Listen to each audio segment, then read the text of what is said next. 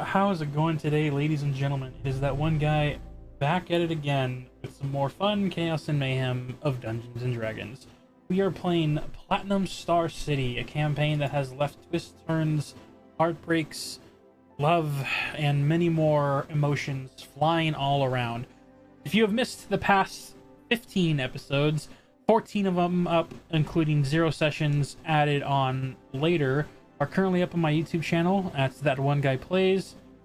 And it's been a journey of quite literally chaos. From hags that have infiltrated the city to our players venturing out into the fog, learning the mysteries in the world beyond. Things finally return to somewhat semblance of normal as our heroes and players have returned back into the city. And we'll get into more depths with that in the recap. But for now, let's introduce the players. Valindra, would you like to go first, please? I hate you so much. I apologize in advance. It's just you're the top left of the map if you look in the stream. Fun. Hi, I'm Valindra. Or sorry, I'm Valus. I play Valindra, a ranger wood elf.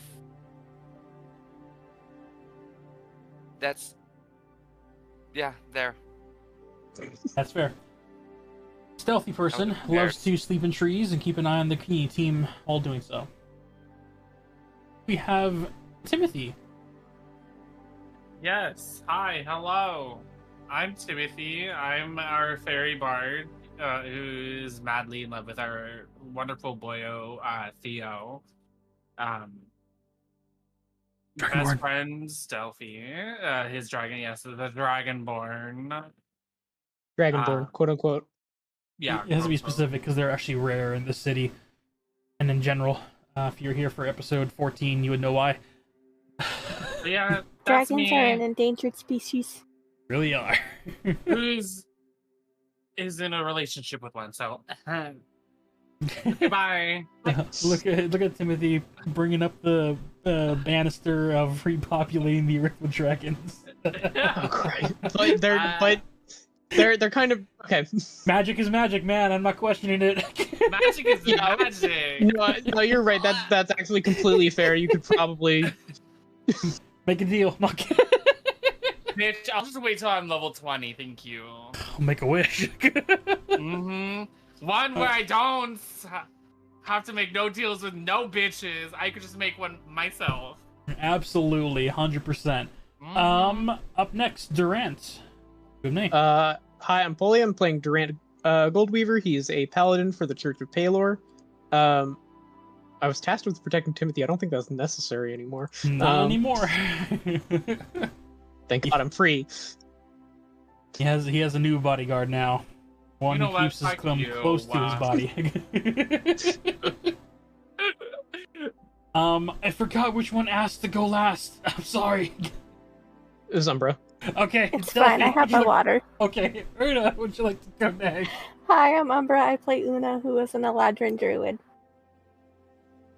Also, is a florist and maybe also makes poisons, but you can't prove that. There's no maybe behind that statement, but we're gonna continue on like if the world doesn't know. You can't prove that. Delphi, would you like to introduce yourself? Hi, I'm Delphi. I'm a fairy princess. I'm going through a lot right now. There's like a whole thing about like hags and I don't know, my mom and some family drama. It's complicated. Currently, I like supposed to be in the city to study, but that's been sidetracked. I've not been a very good student. My best friend is Timothy. I currently ride on Durant's shoulders into battle. But yeah. Tons of fun. And as our heroes are in the city,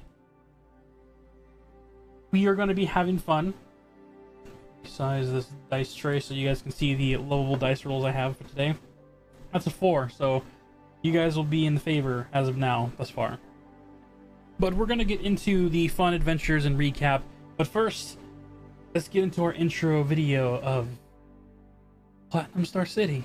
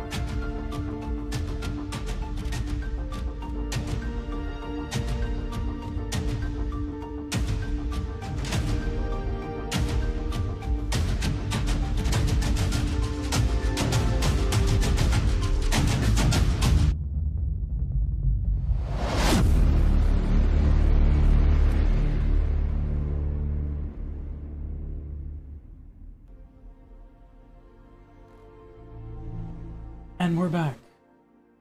Last we left off, as our heroes, our party members, our friends made it safely back to the city, Timothy and Valindra both followed Theo and Captain Goldpaw under the city castle grounds, far below where anything is heard.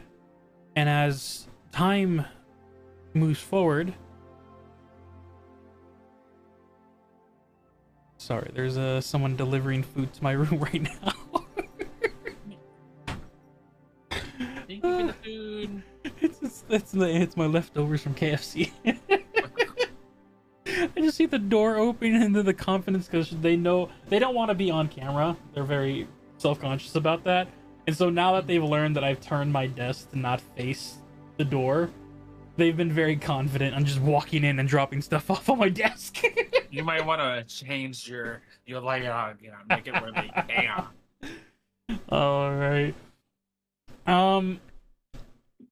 Where was I at? Right. As they went further in underground, they find themselves in a place of molten gold, melted down to a liquid river-like form, where the spirit and soul of the original Platinum Dragon Siphathar laid, and where they learned the truth about Theo, being the firstborn and proper heir to the throne, a actual Platinum Dragon, as he unleashed his rage of radiant breath towards his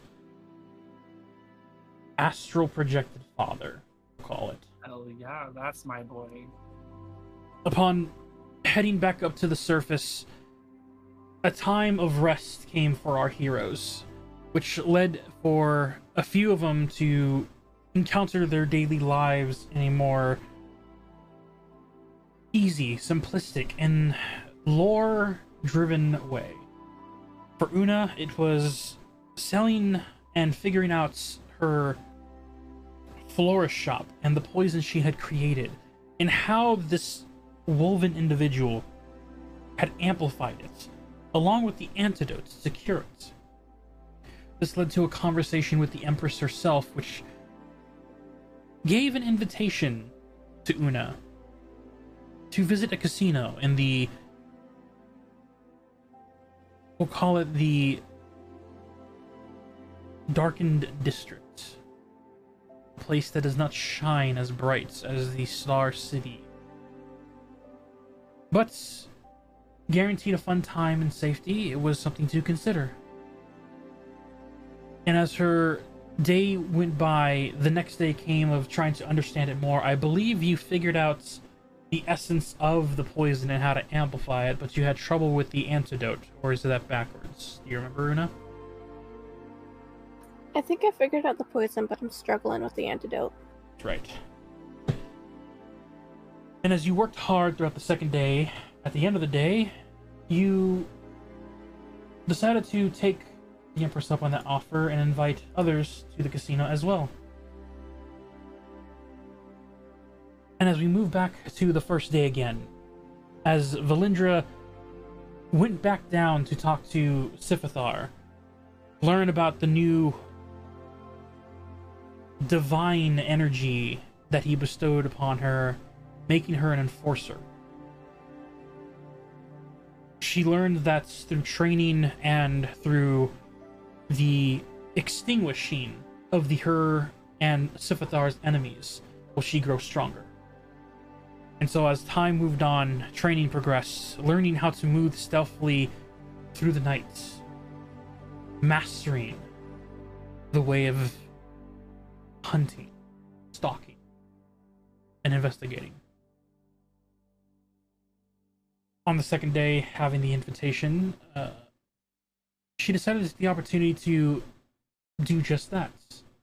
Figure out much more untold knowledge about the people, the denizens, or the dwellers of the darkness. As for our next companion, Timothy, on day one, spent a passionate night with Theo before awakening to a abrupt morning as a child, small, delicate, with small cherub-like angel wings and tiefling-like horns. Humanoid in nature, possibly no older than 10, 9, came in cheerfully and over energetically as breakfast was being served. It was here that Theo explained to Timothy how this child known as Momo has been recorded as the one to make the first deal between a celestial being and a devil. As the explanation was told, it was a process to understand the depth that not just creatures are responsible. Would you like to join the stream?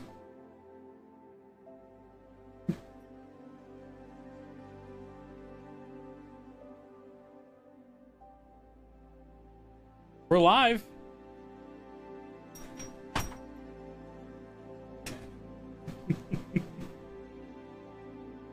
You choose your friends, you can't choose your family. Anyway.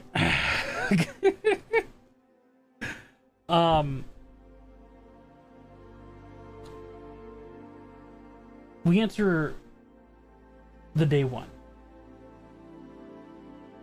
Hi. Everyone's saying hi. I'll tell her hi the next time she bridges in the room. We'll just spam hi and I'll read it off to her. Timothy, as you were here with Theo finishing up breakfast and getting ready for your shopping date, Yes. what is the first thing on your mind as you see Momo is currently running around the main lobby, enjoying the morning time with other patrons? You see Haley keeping an eye on her and playing with her when she can, while also helping other staff and customers come in for the morning rush? Timothy's just smiling and watching her while also trying to pay attention to his boyfriend, Theo. And as Theo finishes adorning his blue jacket's overall, slight pieces of not armor but tough leather, he goes over to Clara as he speaks. Hopefully I can get the right one.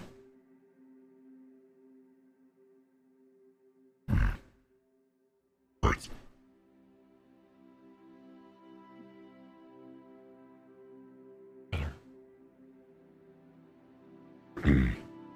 yeah. Sounds good to me. It was pancakes, so I had a lot of syrup. I had to clear the throat. Sorry, I put a lot of peanut butter on it. It was delicious, though, so I'll take that. Thank you. Feel free to cast a sending stone if you need me, Clara. I'm gonna be shopping for attires, apparently. Clara looks over and looks him up and down with the eyes of you looking for clothing, and then looks over to you as you were latched onto his arm. I take it you are in human form? Yes. She gives a half grin smile as she says, "Have fun. We Dress will. him up nice." Oh, of course. You know, we could just reconsider and go to the park instead. It's an option. I'm just saying. Yeah, we could, but like, it's time for some new clothes, Theo. I love you, bud, but like, it's clothes time. Fine. He gets a pep in his step as he walks arm lengths with you out of the woods and into the city. Coming into early morning, the city streets are getting freshly smells of different types of morning cookery. Snacks, sweets, and on-the-go treats for all of those who have to do their morning shopping as you make your way across the city town to the nearest tailor shop. The immaculateness of this is because you actually did visit Delphi when she was in the upper ring.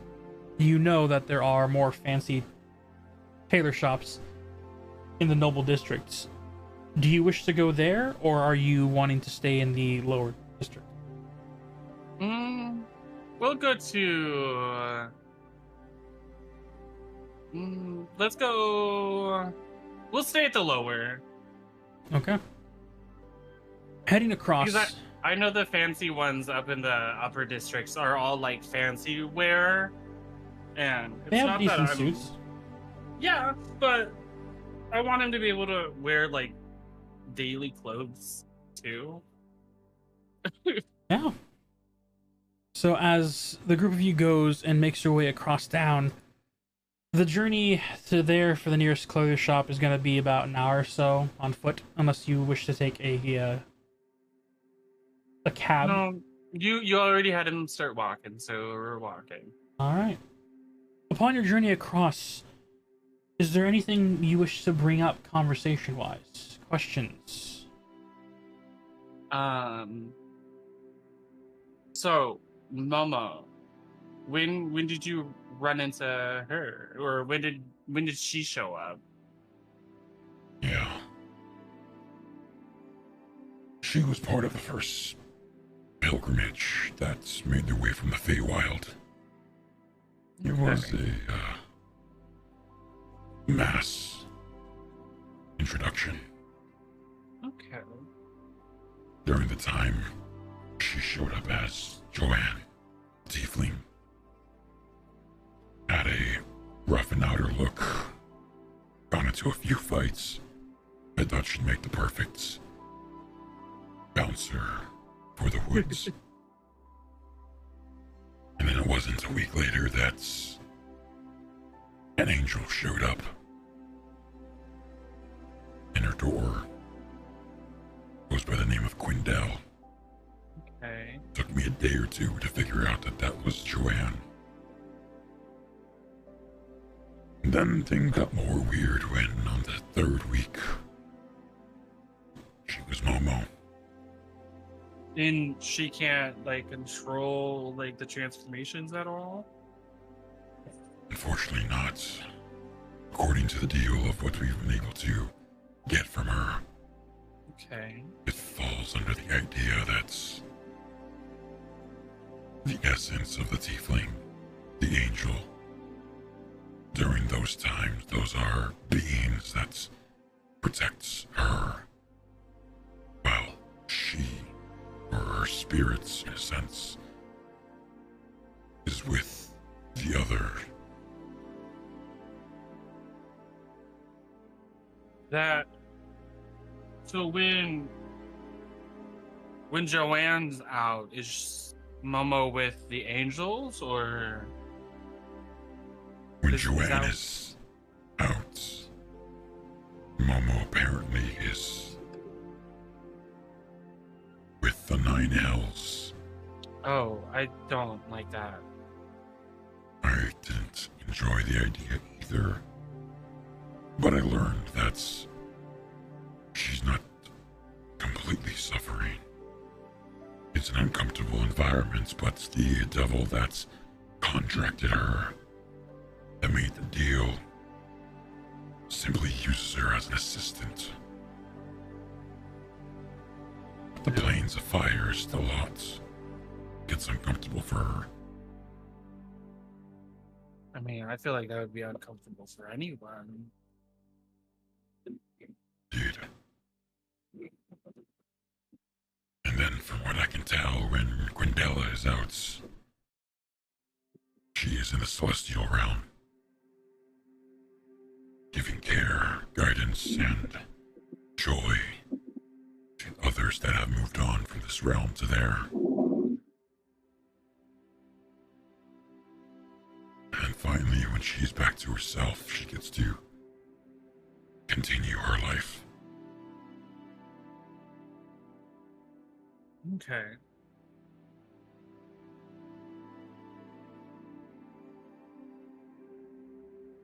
Hmm.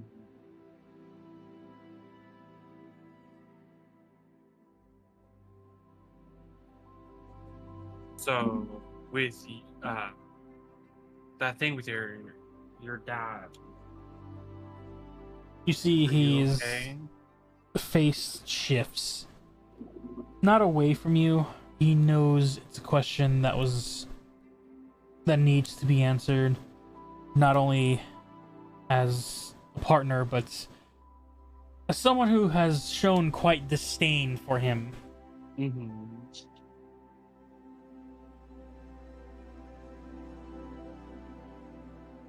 I didn't know about my father's deals till later in life. So when I found out that the fog was a prison/protection, I was less than happy about it.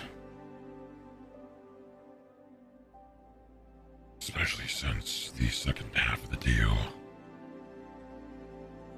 made it seem like I didn't have a choice in who I loved.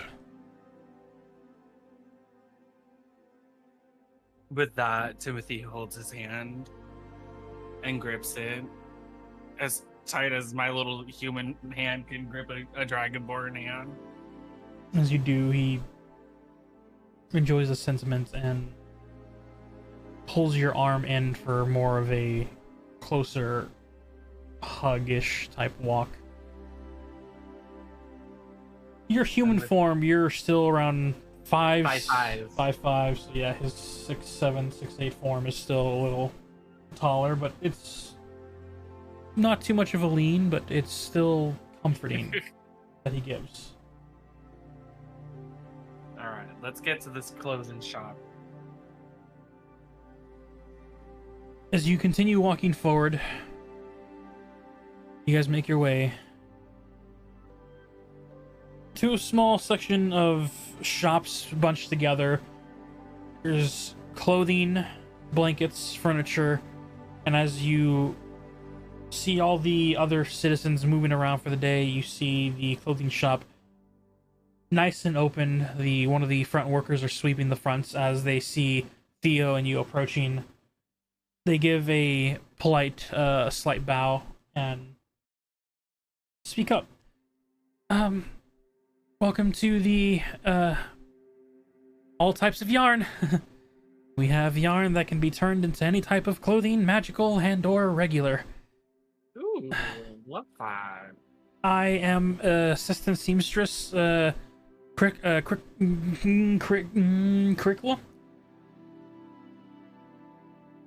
Love it. If you wish to see the back, you can check the products. Right. The main owner, seamstress, is in the back. Her name is Vendel. She will help you with Lindau. Vendel. Vindau. She will help you with all purchases. Okay. Do you have anything like big enough for like a 6 foot, like 7 type man? Vendel can do custom orders. It shouldn't be long.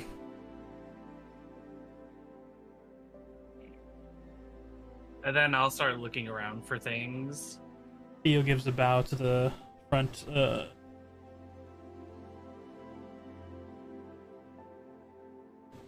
You're looking at a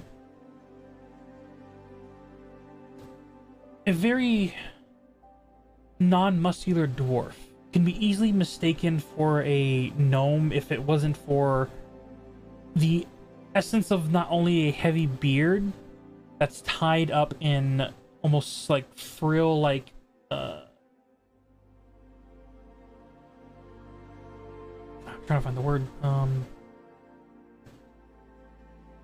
braids in a sense. Okay. Outfits is classy, a nice white shirt with overalls, the broom in hand. No real muscles to the structure, but a way of carrying herself that is trying to have pride in her work. You can tell that she's fighting a stutter, the best of her ability. Okay. And entering inside, you see the reason why this place has its name. As you see colors of fabric, yarn, string, and essence of cloth are of abundance of colors, size, shapes. Magic. Magic. Okay. In the back, you see a very elegantly dressed in a almost lime green half sash dress, a adorned leaf-like chain around the waist as a essence of a humanoid dryad stares beyond the desk. Her fingers are moving, which is flowing magic out to have these very particulate needles of wood that helps sew clothing together. I'm guessing that's Validra? Vendel. Vindau. I'm guessing that's her, right? There's no other individual, and that must be the person. Okay. She looks at the two of you walk in. Hello, I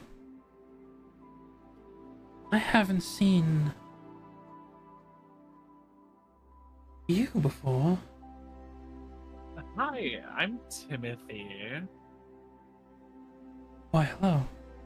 I am Vendel, owner, creator of every yarn, every thread.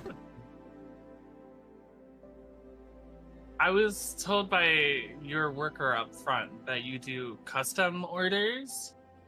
Indeed. Is this for you or for your partner? It's for him, yeah.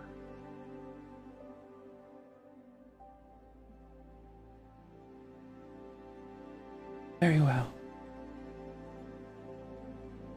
If you please, and you see as she moves her hand, curtains are being pulled back by branches, leading open to a changing room, and you see there are different mirrors lined up around. These mirrors aren't made of just glass. You see she is used magic to turn water into an ice sleet mirror. Okay. And every time you step in front of one, even just passing by, you see in the mirror there is a essence of a suit frozen there that could be stood in front of to emphasize an idea of what you would look like. Okay. With that, I'm like, hey Theo, come over here. Yeah, nothing can go wrong with this shirt. He like steps forward. As he reaches the back area, the dryad turns to the two of you. Are we interested in a specific look today? I'm thinking of like casual wear, but also like business appropriate. Okay. Talking through with her, what kind of outfits do you help Vendel creates for Theo? Oh boy. Oh god. Um.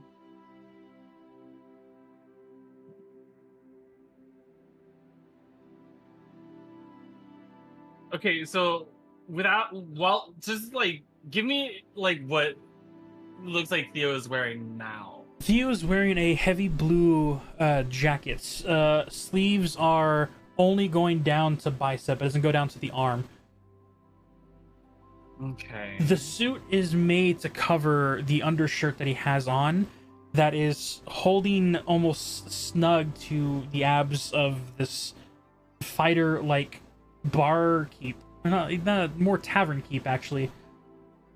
The essence is almost like trying to hide what his true strength is with the overall code, but still having a classy look to it. Nothing Okay. fancy. And he has heavy boots on below. A support the support double lace strap for each side to help keep it from twisting ankles. You can see that even though he has a business-esque look to him, he is still in a suit and outfit that is ready for combat if need be. Okay. Give me 1 second.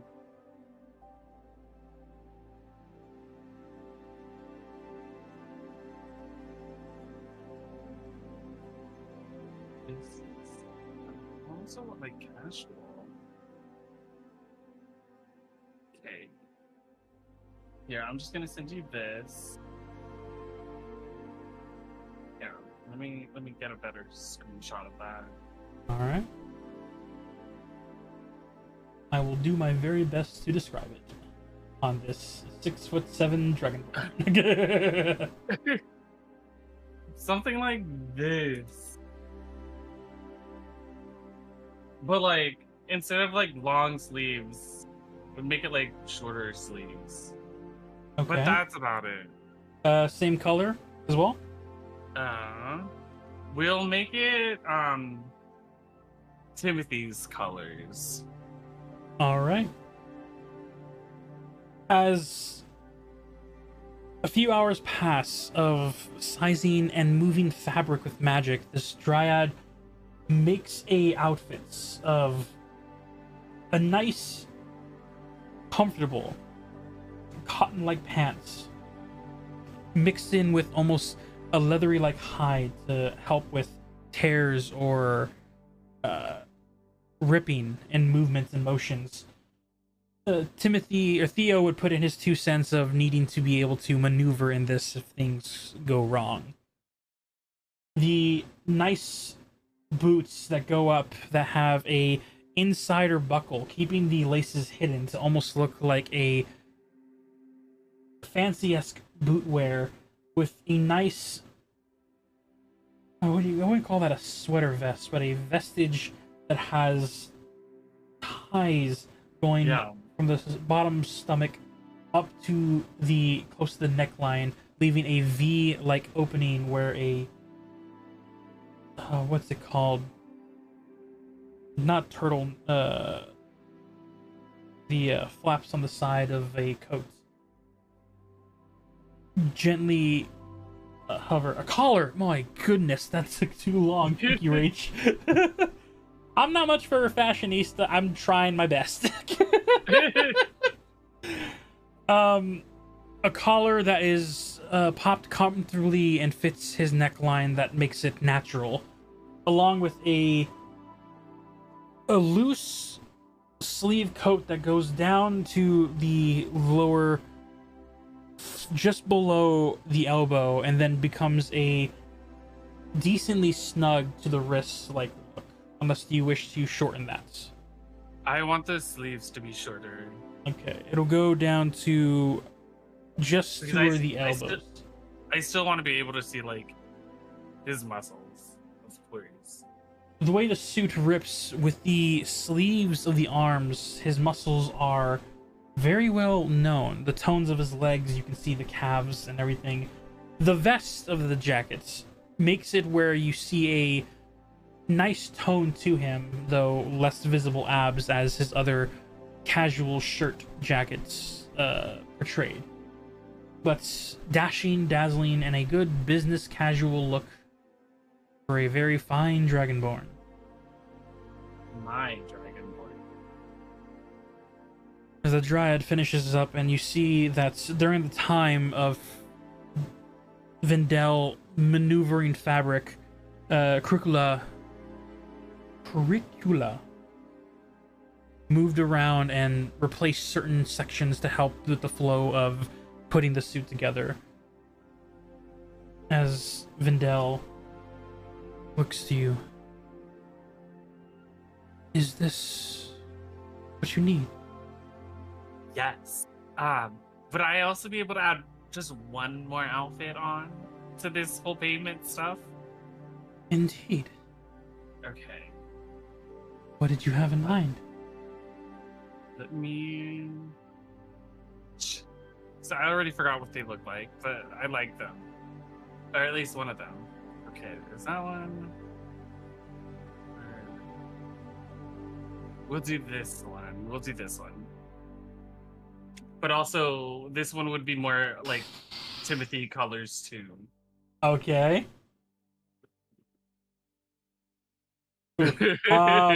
During the process of explaining this to Vindel and as she's trying to create it, I would like you to make a persuasion check towards Timothy to stand still during this. You mean Theo? Theo, yes. Have Theo stand still. Oh no. And you said persuasion? Yeah. I got a 18 plus 5. Yeah, well, his natural 5 is not gonna beat that even with this plus. Especially since he technically has disadvantage, because it's you. You see him doing the, how do I describe it? It's like the child who is willing to dress up for picture day. Not enthusiastic about the outfit, but at the same time is wanting to make his partner happy. As the final touching after a few hours, a opened up what would you call that? It's like a It looks like a jacket, I wanna but I say, can't yeah. see like the back side of it. yeah, I would say it's like an open jacket, no shirt underneath, where his body and scales are fully adorned and showing the platinum silver, more platinum because he recently started embracing through the breath weapon that he used, shining, chains going across, closing the jacket together, this metallic-like looking arm sleeve that's comfortable, loose, almost like a,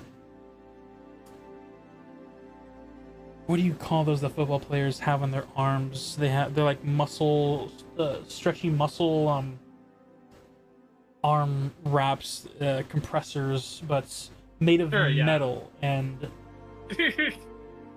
comfortable. Leather gloves that open fingers and open knuckles with the top hand exposed. Black, Remember, they're in Timothy colors. oh yes, too. sorry, they're in Timothy colors. So a adorned blue, like pants and colors that feed off of each other to rise up to match the same almost color-esque of what Theo is currently wearing now. Pull my mouse to reveal him of the bluish nature.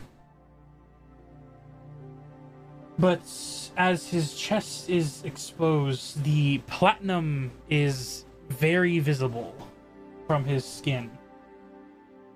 The adorned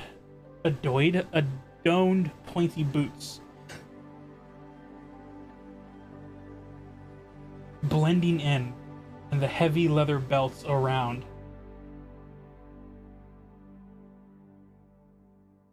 He is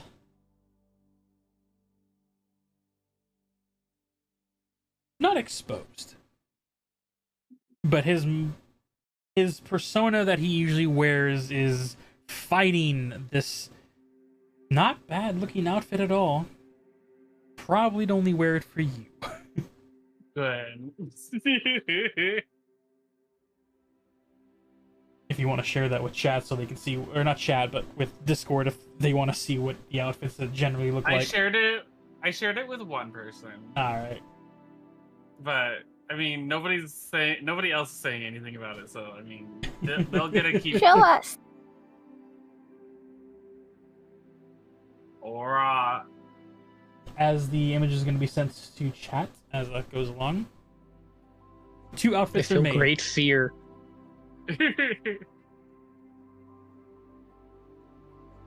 Are you having Timothy wear either or upon leaving the store, or are these being saved for later? I'll have the first one that we have. Okay. Have him wear it.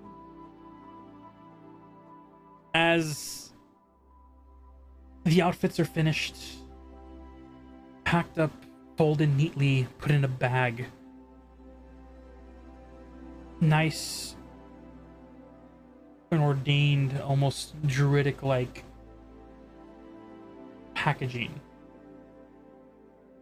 She looks to you and Theo as Vendel. 2 gold, 30 silver, please. I give her 5 gold. I appreciate your patronage. Of course, thank you for making these wonderful outfits. If for whatever reason you need fixed or new outfits, please do come back. Of course. As you and Timothy leave the store, Me In and here. Theo. Theo, man, that's gonna be the new thing, isn't it? Not gonna be Durant and Dagadin. I'm just gonna be calling you and you. As you Yeah, you got rid of Dagadin, so you can't be confused, and now you have something else. watch me still be confused. As you and Theo leave the store, Theo tries his best to hide the hunger, but as his stomach growls ever so lightly, but enough for you to hear. He turns to you. You hungry? I could use a bite. Do you want to go back to the woods or do you want to go somewhere else?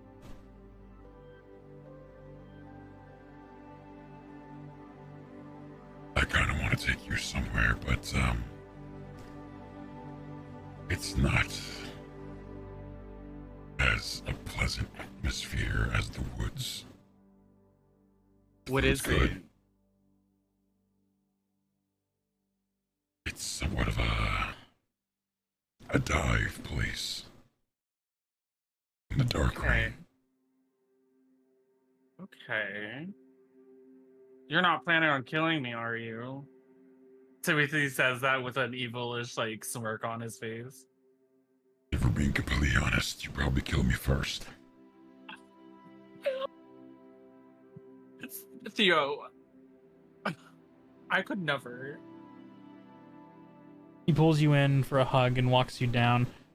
It takes a while to walk across the area, about an hour to get past to the woods, and then finally the last little journey. As you reach the darkened ring, you see this massive obsidian-like citadel that encircles this area. You see enforcers and guards are on the surrounding of this outlook. Not blocking it off, but just keeping an eye out. As Theo walks forward with you in tow, you see the guards look, acknowledge, and give a small bow before Theo half waves them off as, don't give that much attention to me, please. And then continues to walk in. With that, Timothy, like, what was that about? There are certain enforcers under Captain Gopal's direct command that know about me. Oh, okay. Of course, everyone wants to make it a big deal. Good royalty walking through, but honestly, it kind of ruins the purpose of living amongst the people. Because you don't know who could be watching in the background. Oh, I know who's watching. Ugh. Tell her to get her life.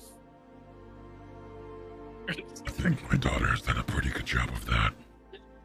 Ugh. As he continues leading you, you head up to a interesting looking shack almost. Has a wooden ramp that leads up to the front door, entering inside a single, not even a locked door, a swinging door that goes from top of the door frame to the bottom floor. And as it pushes open, you see on the interior, it's a dive bar, not a big one.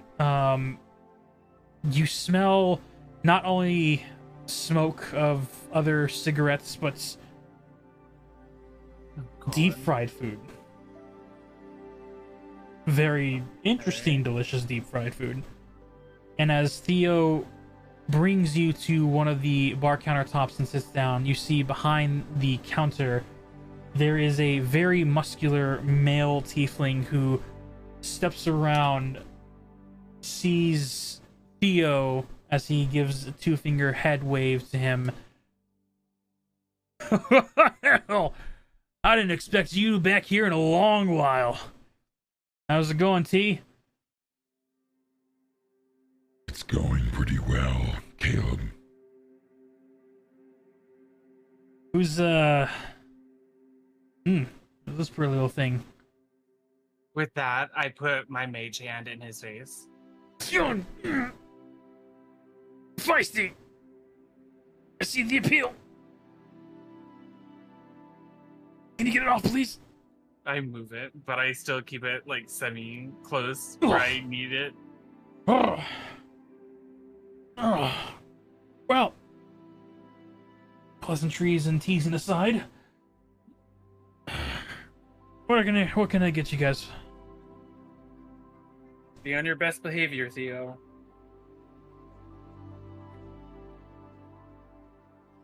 I'll take the burning Cajun. I don't know if you would like the same. As he looks to you. Oh, is that a bet, Theo? I don't know what you can handle. Get me it too, bitch. All right, 2 burning occasions coming up. Hope you have resistance. He goes to the back kitchen. You hear the not shouting of anger, but shouting of excitement of cooks as you see 2 of them come over. You see one very tattooed up, balding dwarven individual. Eye has a cut that goes in a C shape around the eye socket. Not cutting deep, but just enough to see the faded scar. Piercings in the lips as he looks over the counter.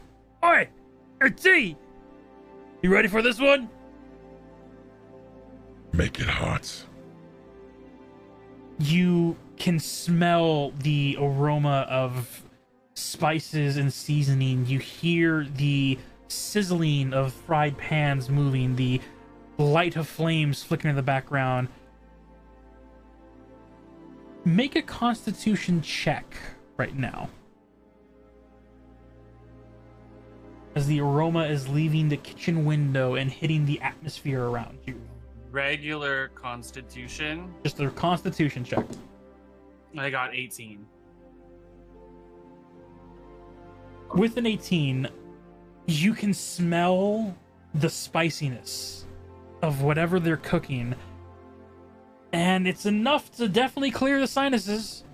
But there's also a flavor to it. It is not just a burning sensation. You smell a weird magistrate of like a perfectly fried mixed with a almost barbecue-esque flavor in your tongue before even tasting it. And as you see the dwarven individuals, you hear a small scamper between 2 individuals as you see jumping up from behind the counter, just beating the dwarven individual, a beast-like folk, a mid-sized oxen, slam on the bell first as the 2 of them are fighting over who hit the bell first. And as he slams on the bell, you hear the crowd of this area turn their attentions as the tiefling individual known as Caleb uses his back to push open the sliding door and turns with 2 massive plates of deep fried red chicken. As they set it down in front of you. Is it like a whole fucking chicken? It's pretty much the size of your chest. And you see as Theo is licking his lips in excitement, you see as the bartender behind Caleb reaches under and pulls up 2 bottles of an enchanted red-like potion. And then 2 bottles of what you remember and know as healing potions. Oh god. As Caleb slams his hands in expectation on the table, looks at you all. Well then, since we have a first-timer here, let's explain the rules. Welcome to the Cajun Hot. And he points up to a sign above that is what you thought was just graffiti and is very heavily painted on a challenge to complete this meal in under 30 minutes while dipping the red lava sauce directly on the chicken. Completing it under time will not only make the meal free, but get your picture up on the Wall of Fame. It is oh my god, eating I contest. need to do it now. If you take the healing potion, as Caleb speaks up, you are disqualified and have to pay the full price of 1 gold piece. You Does win. everyone here have a problem with fucking gold and they just don't have it? Do you actually say that out loud? No, that's above. Okay, okay. I'm like, hello? Is everyone having issues with having gold? Rich prince, low class. The gold goes a long way for these people. As this food is in front of you, Theo looks over to your plate, trying to hold back the salivations to hold up an upright of a, this is still a date, but this is gonna be fun. As he looks over to you. And I'm like, you're on, buddy. By all means, you don't have to impress me. Oh, I'm getting my face on that Hall of Fame, buddy. I'm getting my face on that Hall of Fame. Let's go. You see him turn and to Caleb, give a nod, and as Caleb pulls out a half hourglass, he flips it over and the time begins. As Theo, for the first time you've ever seen, opens his maw to its max capacity and just rips into this. Do you follow suit? Timothy's looking at him in awe. Oh, And then he says out loud, I wish that was me. oh gosh. And then Timothy starts using his mage hands to start feeding him. What do you want me to roll? Wait, feeding yourself or feeding? Yes, okay. myself with my mage hand. I'm not touching my hand. I'm not putting my hands on this chicken. Okay, you use the mage hand to do it, and that'll be fine. Yep. You are going to be making a Constitution saving throw. Okay. Theo was making a Constitution saving throw with advantage. However, with your comment, it's going to be disadvantage at making it a straight roll. I'm gonna put it out there. I got a natural 20. Okay. Okay. As you are very elegantly using your mage hand to like fork and knife, cut it up, and then feed yourself, the spice is there. It feels like it would melt your throat itself as you swallow the chicken, but at the same time, the juicy tenderness of it, the taste, the texture of the Cajun sauce, the lemon, it is a lovely and amazing taste. Kudos to the chef, and you were able to push past the first wave of pain as you eat this chicken. Theo chokes on his first bite after your comment and is slightly lagging behind. You are 1/4 through with your chicken with the natural 20 with no issues. Alright. Another roll? You see as you finish with the first batch and Theo lagging behind but still trying to chew, you see as Caleb pops the 2 corks on both bottles and gives a 1 pass over quick drizzle like with A1 sauce over steak on both you and Theo's plate. Okay. Level 2. Let's see what you got. Roll again? Make another Constitution saving throw. Oh, fuck yeah! I got another fucking 20! You've gotta be kidding me, you lucky mans. Okay. Well, luckily enough, Theo is still lagging behind because he didn't get nat 20, but he is catching up and to beat the time at least. As you guys are tearing into the meat, you see Timothy, you and Theo are enjoying a very hyped up meal, and as you take the time with nat 20, the sensation of burning is there, but you're able to look around at the crowd and you see the entire crowd is like pumping like you guys up, cheering you on.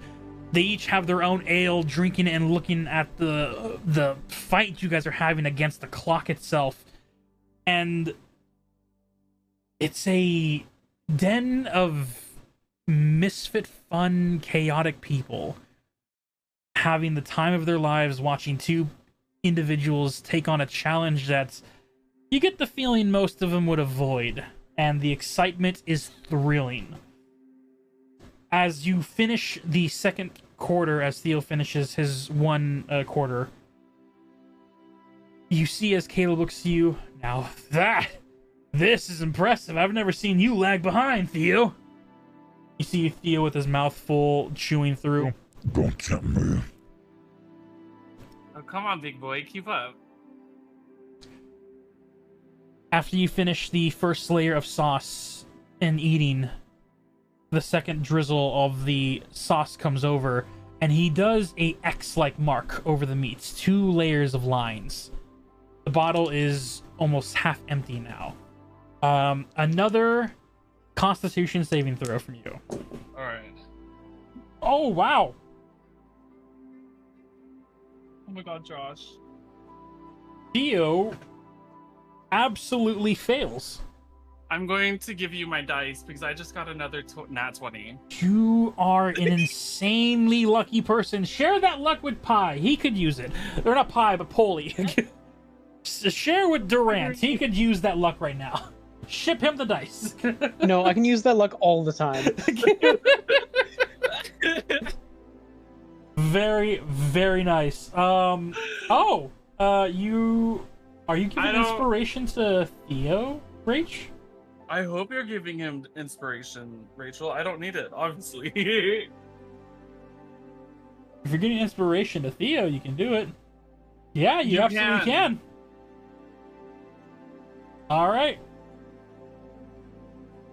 As Theo seems to be getting ready to lag behind, inspiration to Theo. He will get that second chance. He rolled a natural 2 and a natural 3, which made him fail. Oh, he no. needs to get a 10 or higher with his pluses to his con save. That is, unfortunately, is an 8. Oh, I'm gonna bardic inspiration him quickly. Oh, okay. It's a D6. Yes. You see as Theo is like having trouble in getting through the second layer of sauce, and you give him a gentle, like, how do you inspire him as you two are eating a competition right now? at him. Like that would be a distraction, but all right. I'm throwing my dice everywhere but in the tray. Where did it go? Right here.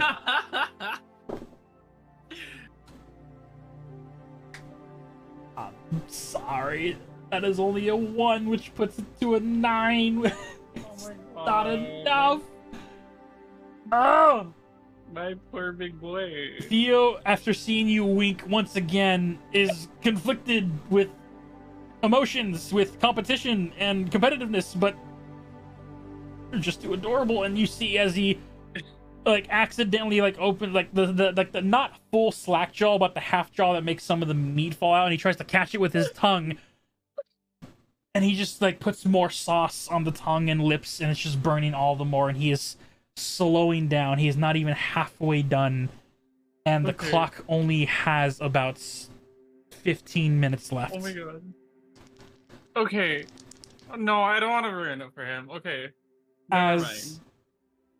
The Caleb looks to you guys. Theo, you're lagging behind. He's gonna turn to you. With that, I hit him with the chicken covered mage Oh hand. my goodness. How I would need an attack roll for that one, because he's definitely gonna try and dodge the chicken fingered hot sauce mage hand. All right, just a regular d20. Just roll a d20, add your unarmed strike. just went. I have a glove of like Buffalo Wings hottest sauce wings, and I'm just gonna slap you in the face. That's damage. I got an 18. An 18 will hit. I would say go ahead. It'll be your unarmed strike damage, and then roll a d6. Just a regular d6. He's got a 1. He'll take 1 point of fire damage as it like slaps him, and just a little bit hits the corner of his eye. He's like, okay, that's fine. And he, in this moment of slapping him, tips the bottle and pours the last half directly on your meal. Okay.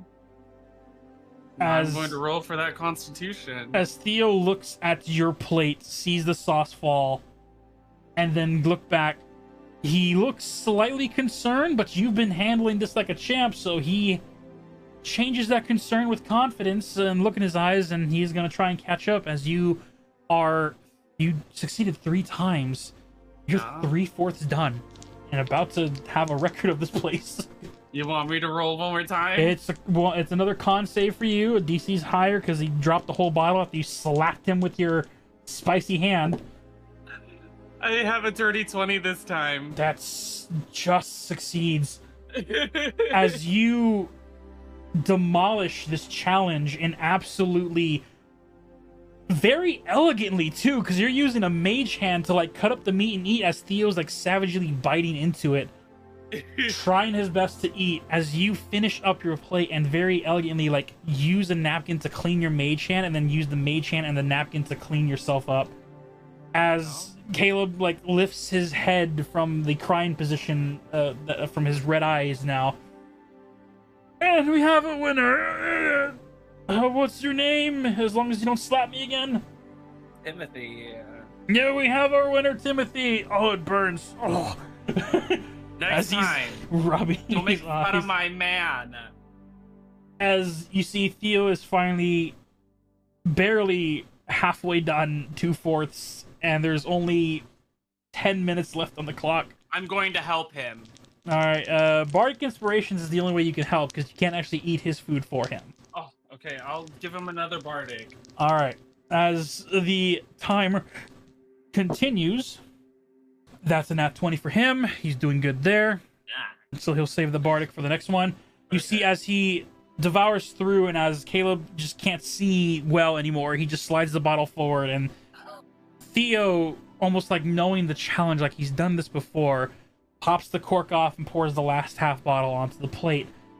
You see him take a big inhale in as he's getting ready to just get this last chunk out of the way. 5 minutes left on the clock. That is an 8 as his highest, so he will use your Bardic. It's a D6. Yes. Yeah. That is a 6, so that will pass. As Theo, with your help and guidance, begins to continue to chew and push his way through. And then finally, with a minute left on the clock, you can see if he can pull out a last-minute stopper. Not beating his time, but doing good. Bardic. That is a natural 20 with his advantage on con saves. He, with only like 15 seconds left on the clock, finishes the last of the meal before giving a good roar out. And as the whole crowd goes wild as he barely passes the challenge as well. You see everyone pull him in for a hug too. You pull him in for a hug and you see him, unlike you who use mage hands, he's like holding his hands away from your body but using his forearms and like muscles to like try and give you a half hug, making sure none of the sauces goes on your suit or body. As the crowd is going absolutely ballistic in excitement, cheers, ale is being clanked together as you see Caleb getting to plaques and giving you like this metallic pen to write on and slide this forward. You are free to write your name on it, because you don't slap me with your hand again, and it will be going up on the board. And Timothy, was it? Yes. You have not only the most damage done to the barkeep, but you have currently, the fastest record. Oh, yeah! You see, as you get excited and yell out, he like ducks instinctively to make sure nothing else slaps him. You... Sorry! Now you're sorry. As you sign the plaque, how do you sign the plaque? Do you sign just under your name, or do you go under a hero alias? Like, what do you sign? I'm going under Timothy. All right. As you sign your name, I want people to know it was me. You see, your plaque has like a painted on. It's like gold paint, but it's not real gold. It's just like a very nice colored yellow over the sideboard of this thing. Once again, a gold for them goes a long way, so they use what they can.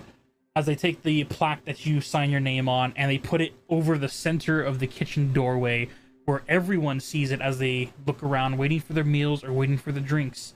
As Theo's name goes on the side wall, you see there is a list of multiple names on there. Feel free to make a perception check. Okay. Perception. 16. You look around and you see different names up on the board. Some Okay. names mean little. You see Levi, you see Lester, Oh, fuck Lester. you see... Wait. Do you know a Lester, or you're just saying No, I'm just saying that. that's that name in general? Got it. And surprisingly enough, just next to Theo's name, you see Clara Yavanna. Oh my god, Clara! And Timothy says that out loud. I You need to see- tell her I got the fastest speed. You see as Theo looks at you. Yeah, I kind of brought her here as well. It was an intro to helping me with my wood tavern when I just started. And Okay. she was new to the city, so I showed her all the places that I had fun with growing up here. Ooh. Thank you for taking me here. Thanks for enjoying and for the fun. Yeah, and now I have the world champion. As you guys get topped off with a beverage of your choice after you've completed the challenge. No healing potions needed, but if you want to cool down your tongues, because it's still nice and numb. I will take something that will just get rid of that numb feeling. Get milk, any type of ice water has never really did it for me. I always had to use like milk or something to kill the yeah, heat, but that's just same. me. You have a nice cold glass of milk. You see Theo has... Ooh, actually.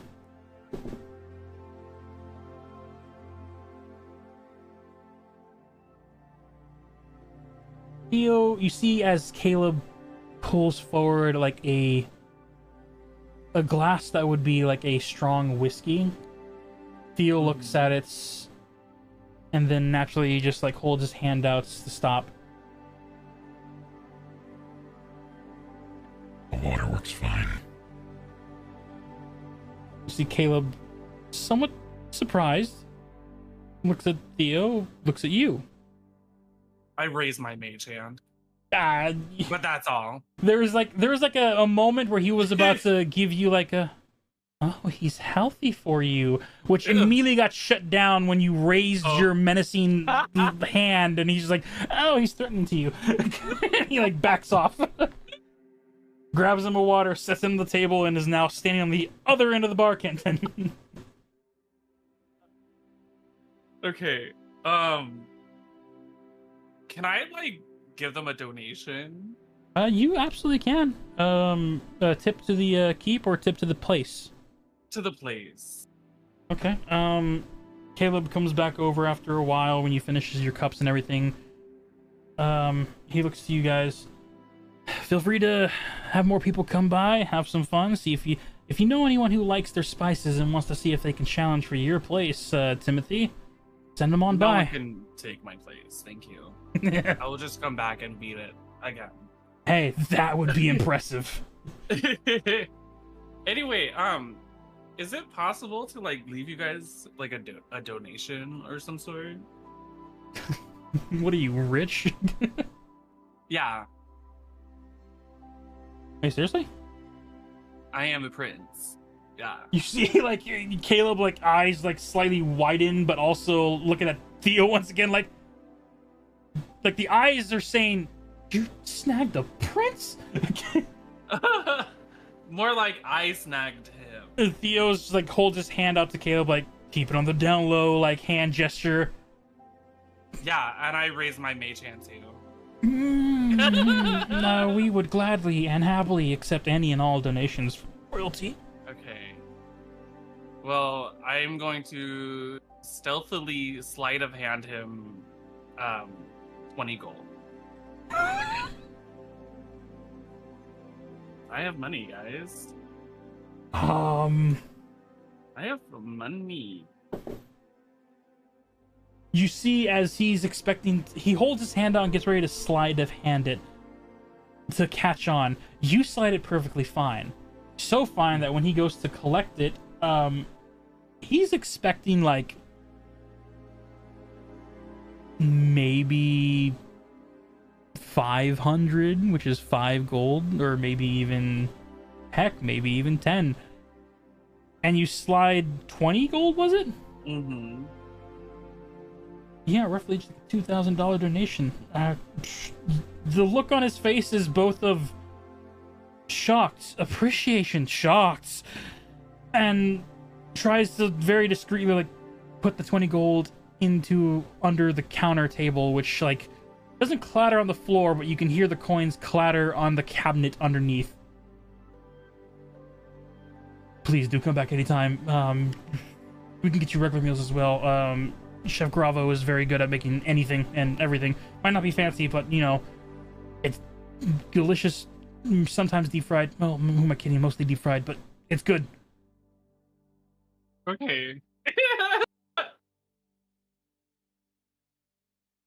As Theo stands, Now you have to put a dish that's under my name on your menu. what kind of food do you like to eat? Waffles. Waffles. Wait, hold on. No, that sounds gross. Chicken and Timothy waffles. Chicken and waffles. That sounds amazing. Timothy's What? chicken and waffles. Oh my Yo, god, yeah! You're good. You're good. I like this one. Hey, Guavo! And he goes into the back and yells.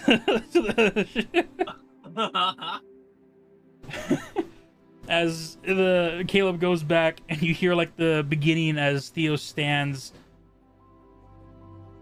Ready to go? Yes. All right. You hear like the conversation in the back kitchen. Chicken and waffles, that's a great idea. That's what I was saying, right? And it was Timothy's chicken and waffles. Like, who's Timothy? The guy out front who won. Oh, his name is Timothy. Cool. Why are we naming something after him? Pay 20 gold. Timothy chicken and waffles! You hear from the kitchen being yelled out as you leave the front door.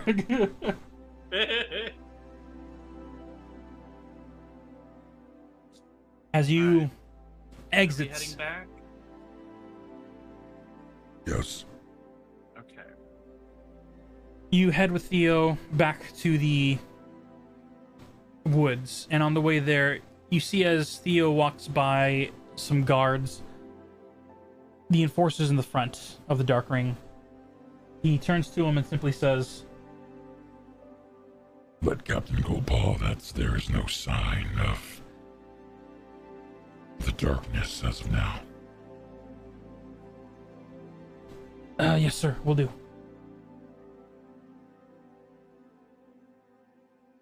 He continues to walk with you back to the woods. All right. Arriving, you are met with a more quieter evening as the sun is beginning to set for the first day. Inside, you see Momo is playing happily with Elle and excuse me, Kaylee. As the three of them are like having a fun card game on the table. I walk over to Clara if I'm able to see her. She's finishing the books for the day of the money they've earned and the needing of new supplies they might have to make runs for. Timothy is all walking over with like pushing his hair behind his ear. Clara! Hey, how was your date? Good, good. We got him some clothes, but then we also went to this dive bar. Theo said he took you there, so you should know. Oh no. Are you okay? That stuff is ridiculously spicy. I don't know why he insists. Girl, I finished it. I'm like the world champion of eating that thing. Oh damn, really? And she like looks over to Yeah. Theo as well. He beat me and has the fastest time as of now. Yeah, oh yeah. I also have a new. They also named an item over there for me. Oh, what do they name it? It's called Timothy's Chicken and Waffles. That's a breakfast and a like lunch and dinner meal put Right? together? Right? Yeah. I mean, if you like it. You see, she has like a more elegant look. Out of the time you've stayed here for the year prior, you know she's more of a oats and grapes type of breakfast. Very elegant, soft, and helps to get through the day healthily. The idea of greased up chicken and syrupy waffles in one breakfast sitting, she can see how some people might enjoy it. Is Theo wearing the new outfit that I got made for him? Not the one where it's showing his chest, but the other one. He is, if you wish for him to. Yeah. Yeah. Can I look at it and see if he didn't make a mess of it? Oh. Seeing as how of a messy eater he was doing that entire time.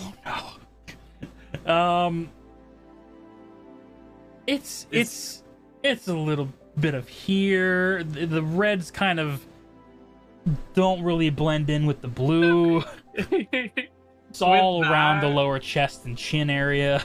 With that, seeing it, I'm going to prestidigitation it and clean it. As you slowly clean the mess off of his shirts. The first day comes to a very pleasant close. Do you have any plans for the second day after you two spend the night together?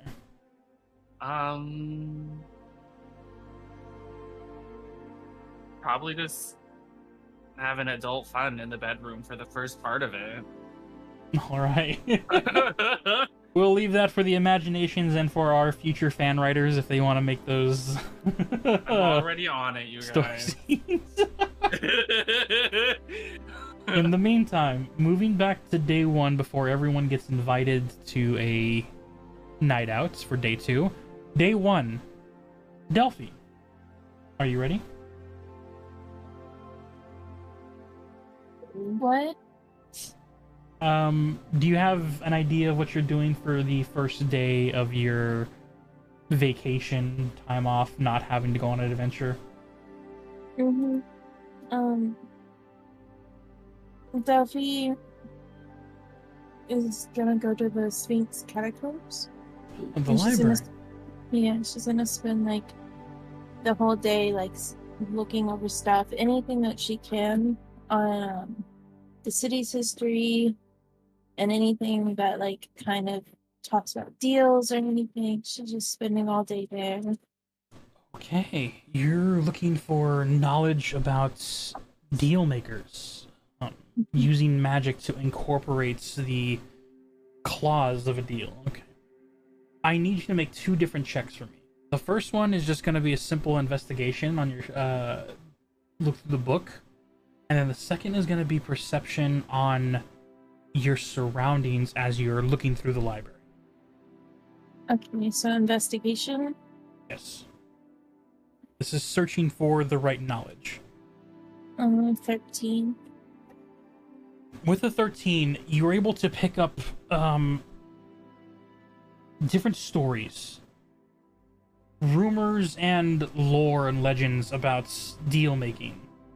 Nothing concrete, but some stuff does definitely remind you of how the hags used their power to corner you into releasing the children. And then you learn yourself of that even powers of deal making has limits. Rumor has it of one of the stories that's in a hag of old tricks a young man who wishes to be the best swordsman to be never defeated. And the only way to make that wish come true is if he never fought. You cannot lose if you never fight. It is a twist of cruelty as a warrior never allowing to be who he wants, but also a deal being held of never losing.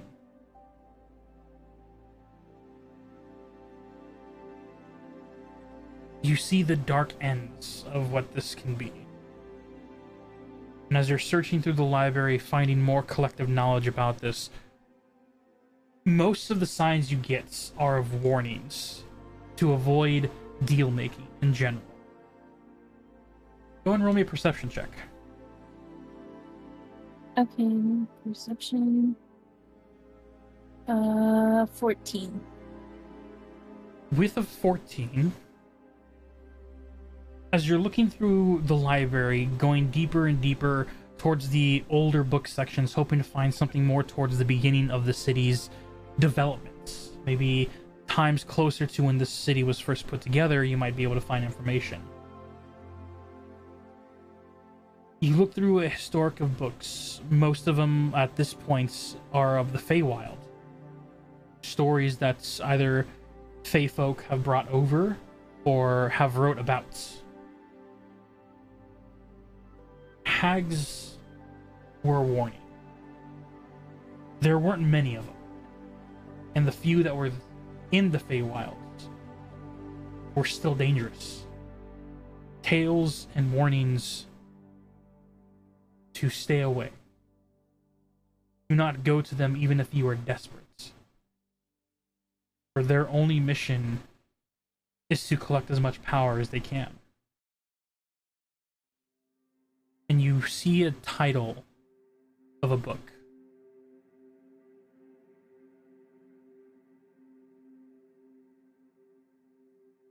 The Old Tree. And you see on the spinal cover there is a symbol, small embroidering of a small dead tree.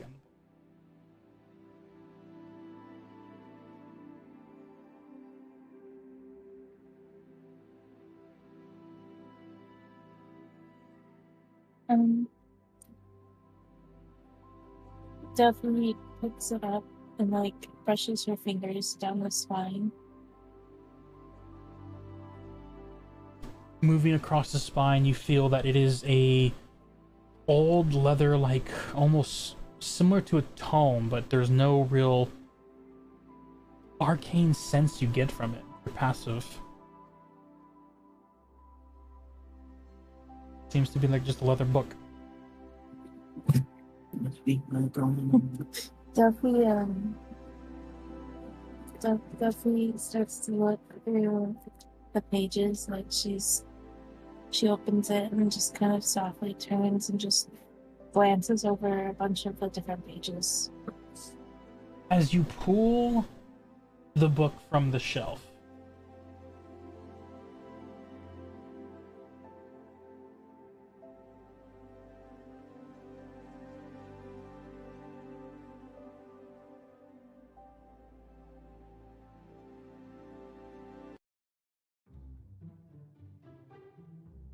you hear the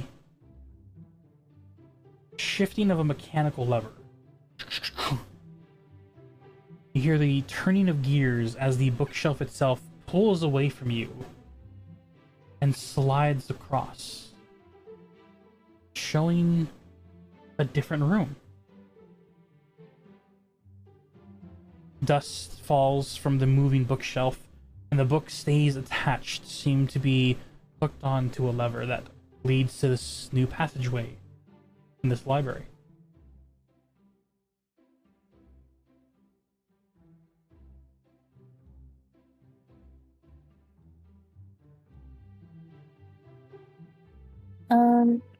I'm sorry, can you repeat?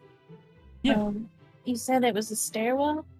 It is a secondary room, almost like a hidden entrance. Duffy, like, kind of, like, softly starts to walk into the room. Like, slowly, timidly, you know? As you begin to walk into the room timidly, looking around, you see that the interior walls is some type of canvas covered in heavy dust. This place has not been visited in a long time, and it's kind of rough. But through this long stone-like structure, you see images being covered in these thick cobwebs. And beyond this mini hallway, small, like, room corridor of a house before it opens up to a small dome-like room.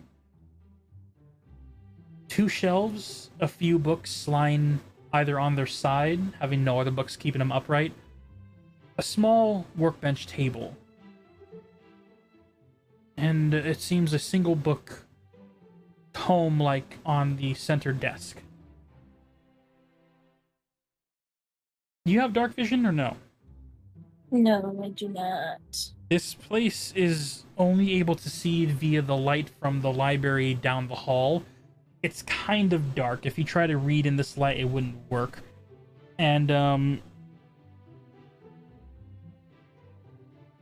your passive investigation of 12 is enough to know that if you simply light a torch, it might catch some things on fire with all this heavy dust and webbing around.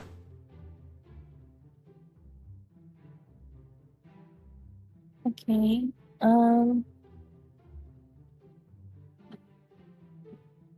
This place could use a clean.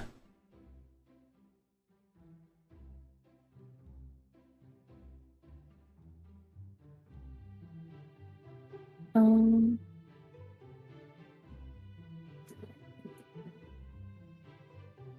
I don't know what to do.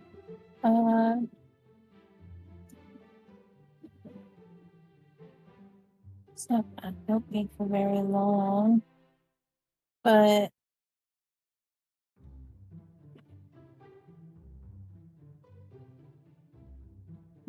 I don't know. Definitely can't really see in there. Are there lamps outside? Like not like torches, but like lamps in the. Go ahead and make me another perception check for the area.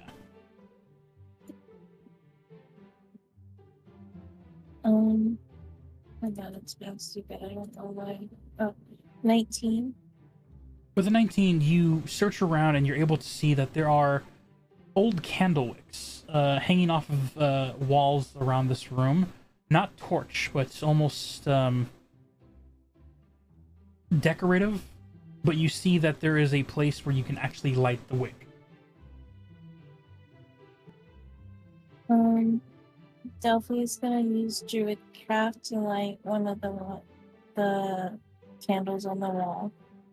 As you light the candles, you see one lights, and almost like a pattern, the opposite end, that one candle lights as well. Giving very low lights. Looking around with your passive, or with your perception you did, there's about 4 more candles on this side, and if it happens to the other side, this room will be fully lit by the end of it.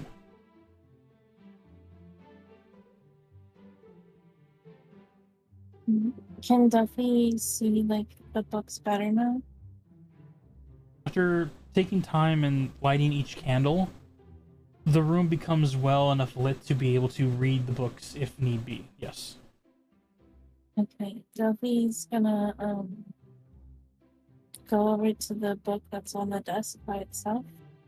You see there is a single candle wick next to this semi-thick book.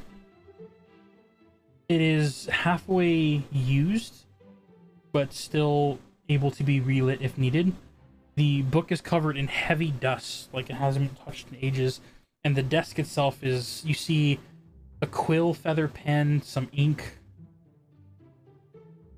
and just an assortment of paper scattered around.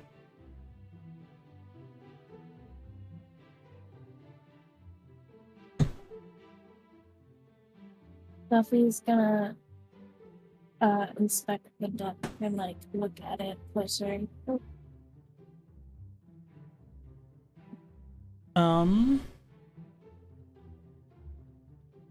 So you're inspecting the book or inspecting the paperwork? The book. She's gonna reach out and like touch the cover and kind of like open it and see like if it's like what it's written in, and like just look at the book that's on the table. Absolutely. Give me 1 second while I find something.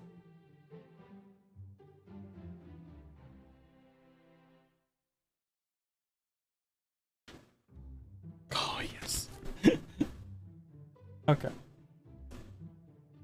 As you run your finger across the book, and then flip open the first page, or the cover. You see in fine signature writing,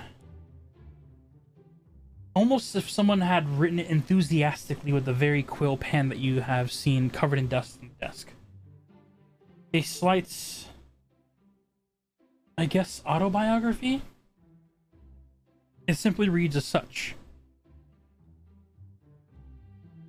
This has been a well-loved journey. Stories told by many, brought together in this magnificent book. Have fun, enjoy the journey, and know that every adventure starts with a chapter.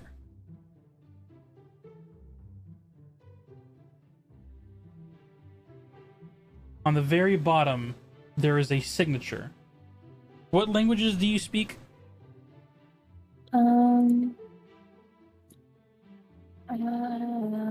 Sylvan and Common. You do not recognize the signature at the bottom of this book. Thank you. Duffy flips through the pages a little bit more. As you flip open the first page past the cover in the autobiography, you see the book dance to life with arcane magic as the pages flip randomly. I would like you to go ahead and roll me a d12, please.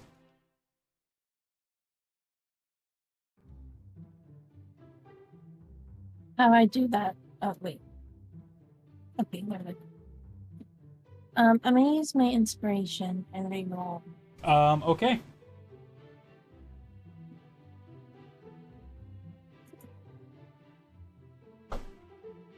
This game beats me. I got a 6. Okay.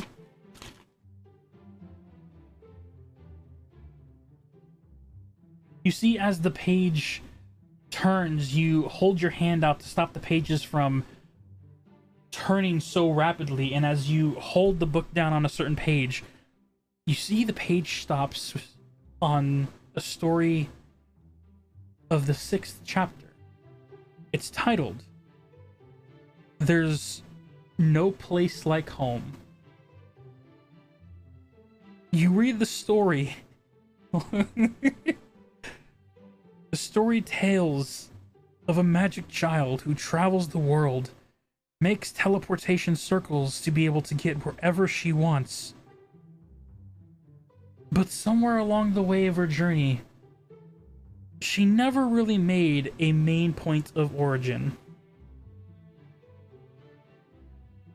As you read this, you see as the book glows with magic, the words begin to leave the lettering of the book and begin to surround you, spinning faster and faster. Your hair blows up with the arcane wind. What is the first place that makes you feel at home, Delphi? So, the room back in the castle in the Fey Lounge. Okay. My question also is, you could, like, for any place that would feel like home can even be home if your mind goes to it, if that's what you think. Where would Delphi believe feels most like home?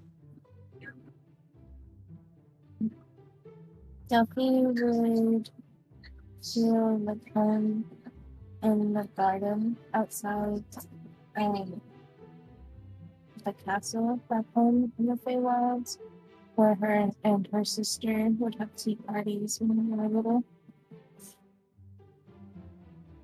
You think of this place of home, if I heard you correctly, the garden outside of your castle in the Feywild? Yeah, it's like in like a little courtyard and it's got like flowers and like there's like a bunch of different fruit plants and stuff. And there's like a fountain and they used to have little tea parties out there when they were younger. Absolutely. As the words and names pick up so quickly, dancing around you, your hair turns and frolics, and the letters of the words that dance around soon become flower petals. And as your eyes are able to adjust to the new surrounding, light comes around you. And you find yourself in that very garden. You look up and around and you're back home. You see the castle walls familiar. The garden, the place where the tea parties took place. You're back in the Feywild.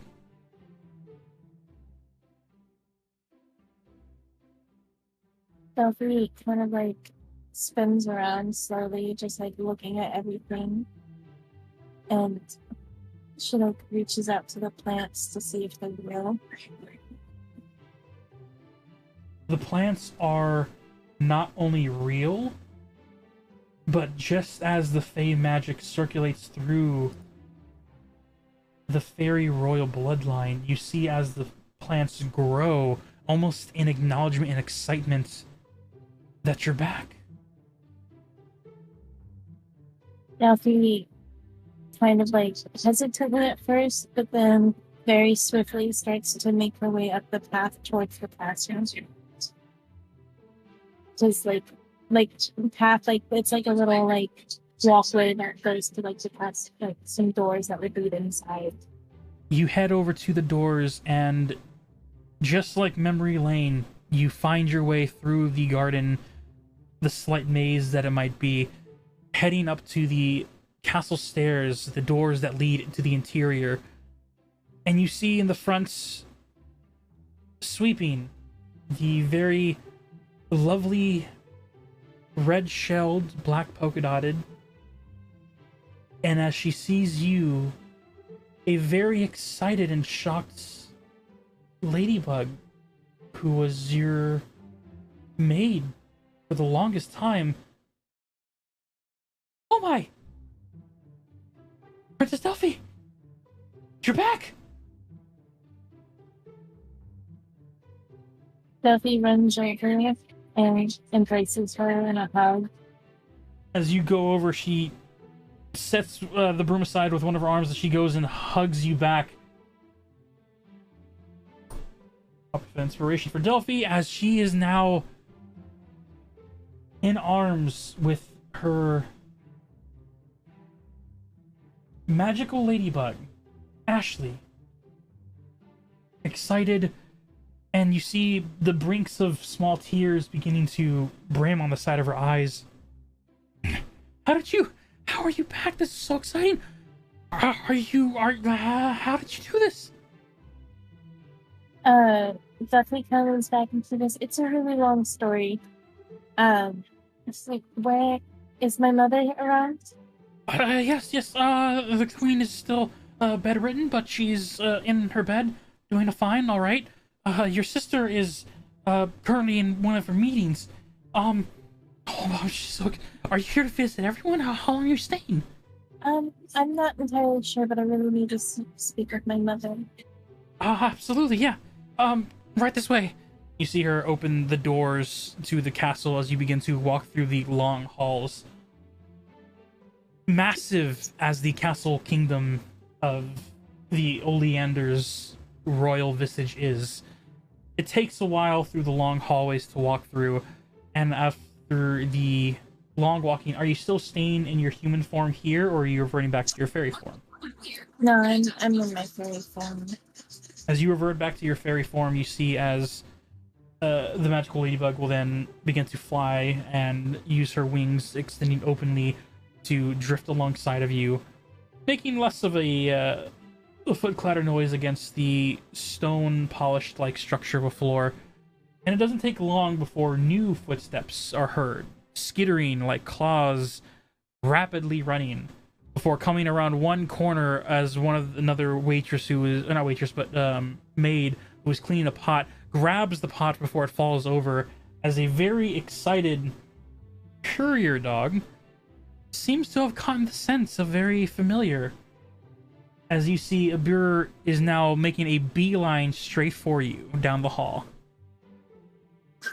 Duffy, like, happily was like, Abur, and like pets him, like, as she like runs by, and she's like, I don't have time, I'm sorry. And she continues to run. She's kind of like, well, not run, but like Speed flying? Yeah, speed flying towards her mother's room.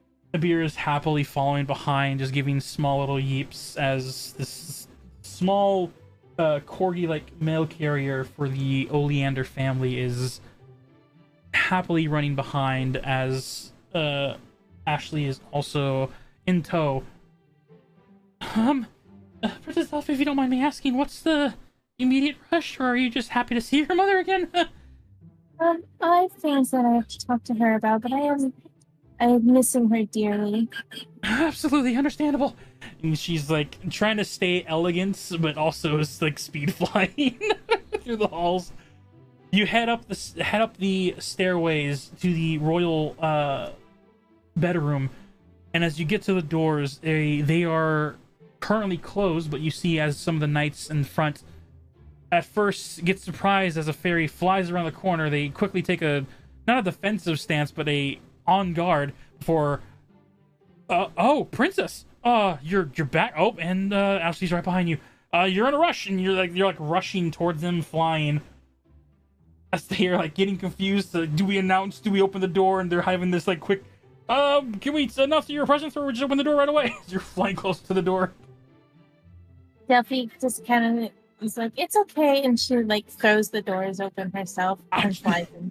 They try to help with the door, but you already push the doors as they fly open and like almost like not break, but like give a loud "I'm here" announcement of doors slamming open as you see your mother like on the bed.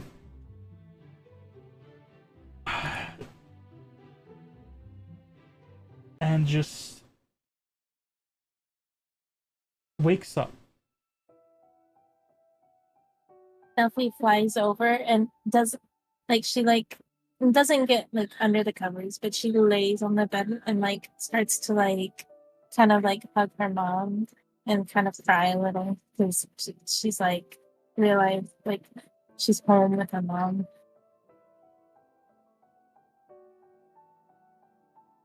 Delphi, dear, you're back. You hear the voice, comforting, loving, caring, but still weak, just like the day you left. Not any worse. Still holding on, still strong. And yet still you hear the weak. She also has a slight brim of tears of this excitement of you arriving, not knowing you were even back. As she lifts her hands from under the covers to also hug you into the bed where she lays. Duffy's very teary-eyed, and she just like quietly says like, I've missed you so much.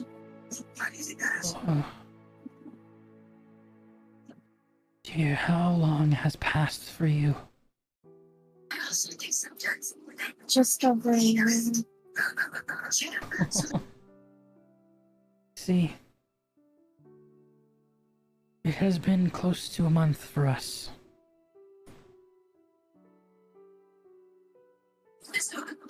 Duffy kind of like wipes her eyes and like looks at her mom, and she's like, Mom, I need answers from you, but I don't have the questions to ask. But I think you know things that I need to know.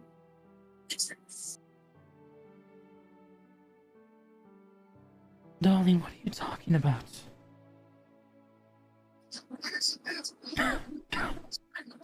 those things that you and Dad didn't tell me, and you sent me there, and there's things that have happened, and I know you know things. I'm so lost there. You see, as you are explaining without speaking it,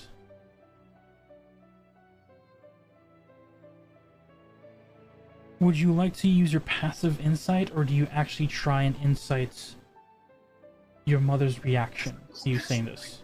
What's the difference? Your passive is a 13, which is decent. It might work, or you can roll for it to see if you can do better. You said insight? I'll roll for it. Alright, roll an insight check. Oh, well, I got a 13. So, Okay. it's the same. Upon looking at your mother's face, you can see there is a moment of clarity in her tired eyes. Then the moment of pain, of realizing what you're talking about.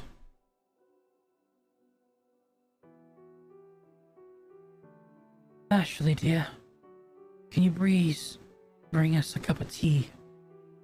This is a conversation me and my daughter must have. Yes, Your Highness. Ashley bow to the two of you and fly off to get ready to get drinks and possibly snacks for whatever conversation you are about to partake in. As Abir, A-B-I-R, how do you pronounce that? I think it's a beer. Abir, yeah. As Abir simply lays next to the bed, excitingly, porgy butt wiggling. As the doors close, as the guards close them, you see your mother weakly lifts her fingers and aims it towards the front door, before you see magic shimmer in a wall-like state. As the arcane wall completes from top of the door frame to the bottom of the floor, your mother speaks. Dear, what have you gone through?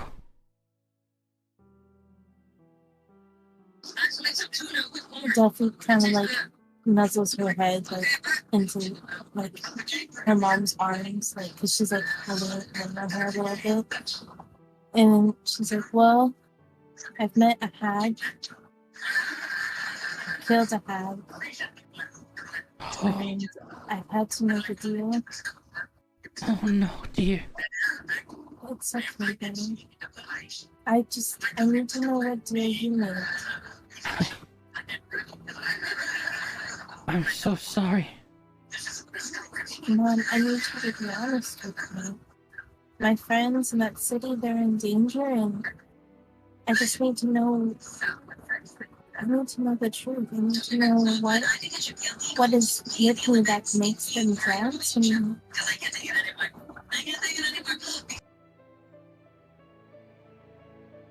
As your mother tries to put together the words, the way to describe,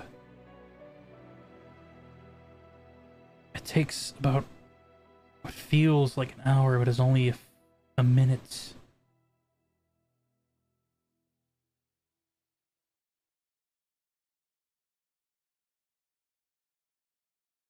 Delphi, my sweet child. The deal I made was to find love.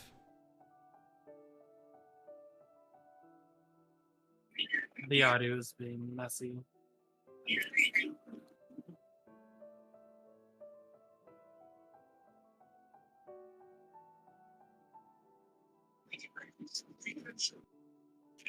Delphi kind of sits there for a moment, and then she like, was I the price for your love? It's... This has gotten so complicated. When she kind of sits up and she like looks at her mom, kind of like sharp eyes, like her wings turn like a orangey color. You can tell she's like got like mad, but not like angry. You know, like just kind of because it's not like super angry at the moment, but she like kind of like turns toward her and she's like, "Why would you let me go? Why would you send me if you knew?" I thought the deal was broken. So how would it have been broken? Your father. I'm so confused. You need to start explaining things to me, Mom. I don't understand. What have they told you? The old I- ones. There's not. The only hag we met is dead. And there's an old one that I know they spoke of, but we've not met them. I don't know their names or anything. Which one have you killed? She was full of rot. I don't. Bro, distance. You know their names? You need to tell me how you know them. What was the price that was supposed to be paid, and how you thought it was broken, how you thought it just broke. I need these answers. I don't know how much longer I'm gonna be here. A book brought me here. I don't know if it's finite until we send me back, or if I'm on a ticking clock. I need you to tell me these things. If the time is finite, I can only tell you so much. What is important to you? The how or the why? The why. I made a deal that I might find true love and live with them happily. And the price for this deal at the time was my firstborn. But I'm not your firstborn. Not. It was your sister. But I didn't really know at the time. I didn't know what it was to love a child. It was a future request I thought I could give up easily for the man I loved. But when I had her, it was a greater love I could not give up. And for this, your father died.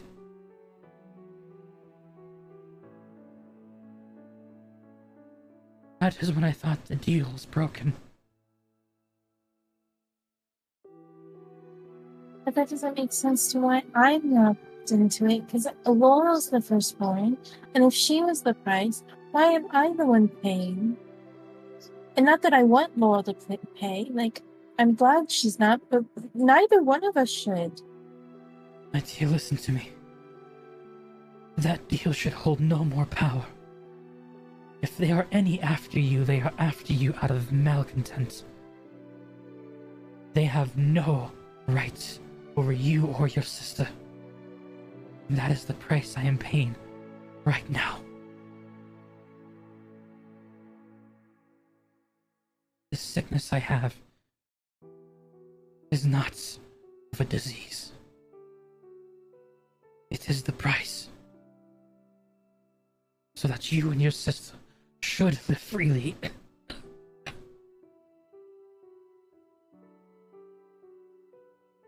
Delphi, I would like you to make an Arcana check right now.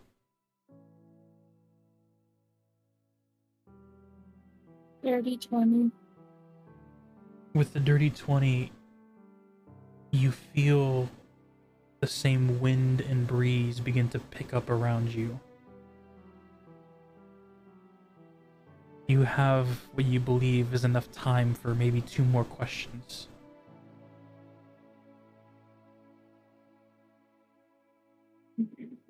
Delphi reaches forward and asks him, like, were you always a fairy? I was a fairy. But my dear, I think they want you to replace me. What does that replace you? What do you mean replace you? As you ask the second question, you feel the wind begin to carry you from the bed. As your mother speaks, my dear, there is no more old one.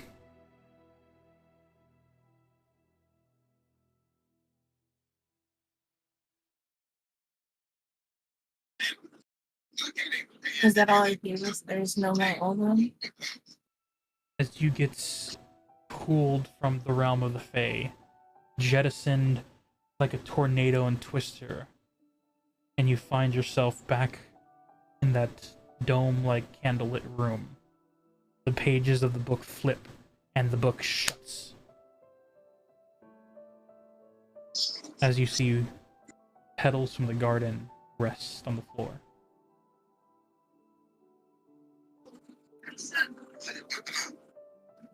Duffy reaches back out to the book and tries to open it up again. The book is sealed shut.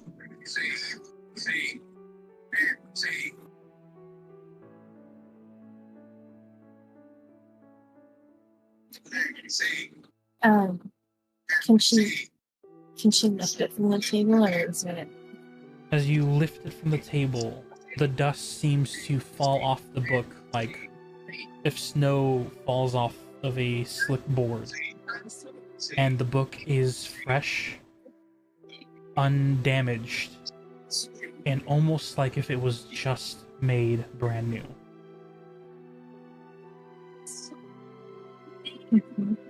Delphi's now in fairy form, so she's gonna put the book and we said there were like a couple other books on a table thing. On the shelves, there are about a total on all 3 shelves, a grand total of probably 9 books. Delphi's gonna fly over and inspect if any of them have any relevance to what she's searching for. As you look through the books, each of them has an arcane Fae-like nature to them that you can connect to. They aren't as magical as the one that transported you to the Feywild, but you can sense that the way these books are, they are not meant to simply be read. They are to be experienced. Whatever knowledge is there, there's almost like an illusionally like magic that'll turn this enclosed room into the frame of the book. You would be experiencing the history you read. Are any relevant to like what's going on, or are they just like random? Looking at the titles of the books, you see 2 books are The Pilgrimage of the Platinum Star. You see there are others, 2 other books, The Legends and Lores of the Dragons. A single book, The Power of a Deal. And the last few books seem to comprehend Fey magic. Delphi puts all the books relevant to like the one about the deal, the history, like the dragons. She puts those into her bag along with the book that sent her to the fairy realm, and she takes like a look around and like kind of like leaves the room and goes to find like she had a desk that had like a bunch of books on it and stuff. She goes to find it so that way she can grab some more books to take in. And she's like trying not to cry. Yeah.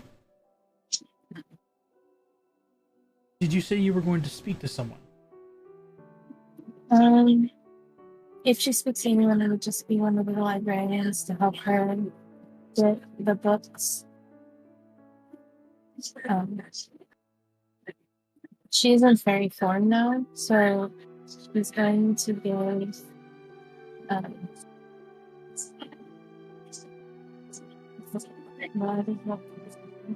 she's gonna.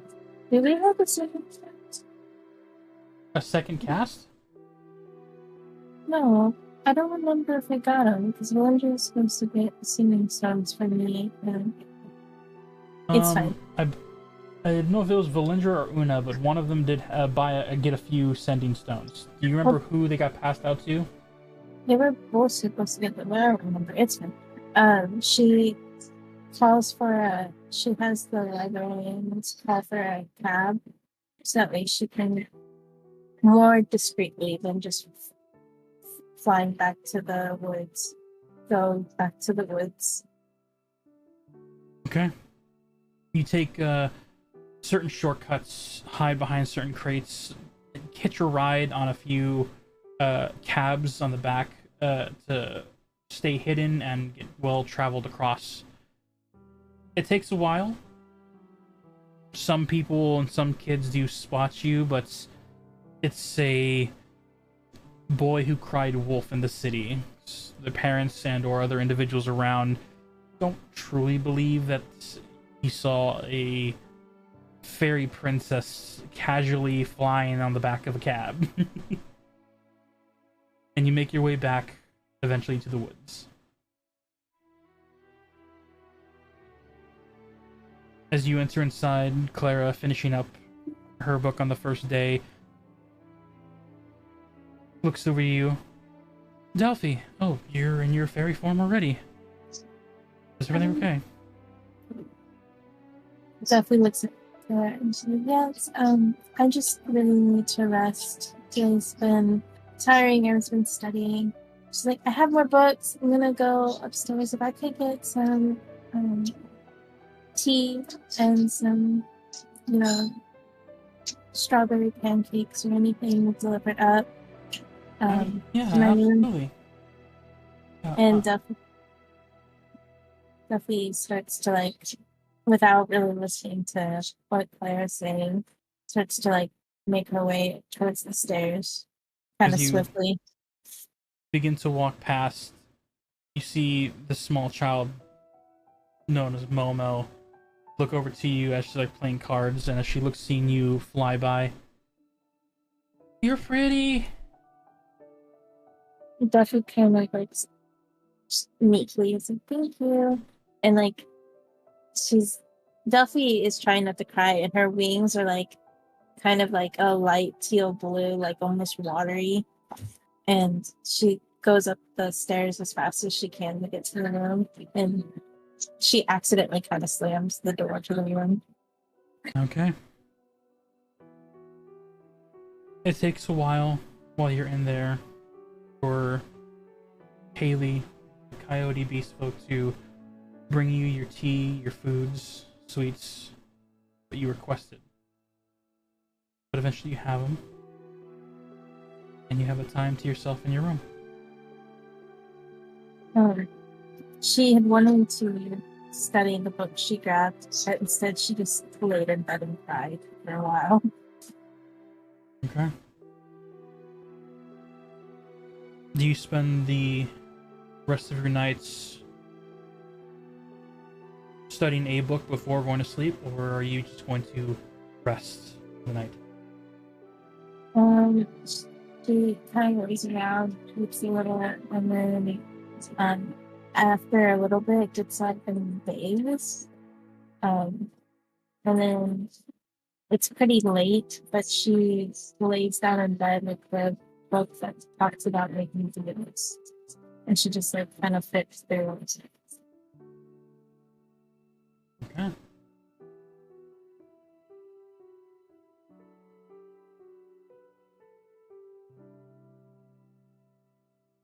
As you lay there fiddling, the new knowledge given to you, time bestowed.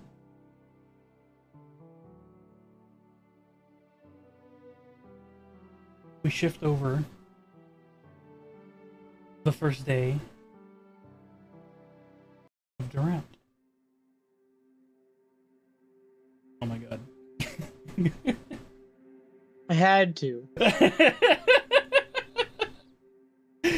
a good one. Durant, as your first day begins, what does a paladin do on his day off? Good fucking question. I've given you like 2 sessions to like think of something. Oh, I know. I still have basically nothing. What would you like to do today? Any place you would like to explore? Any individuals you'd like to help? Training? I don't know.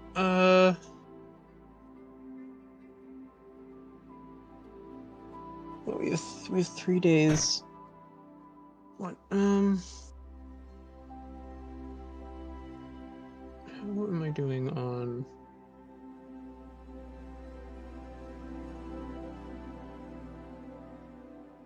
You know what? I would like to go buy some more crossbow bolts.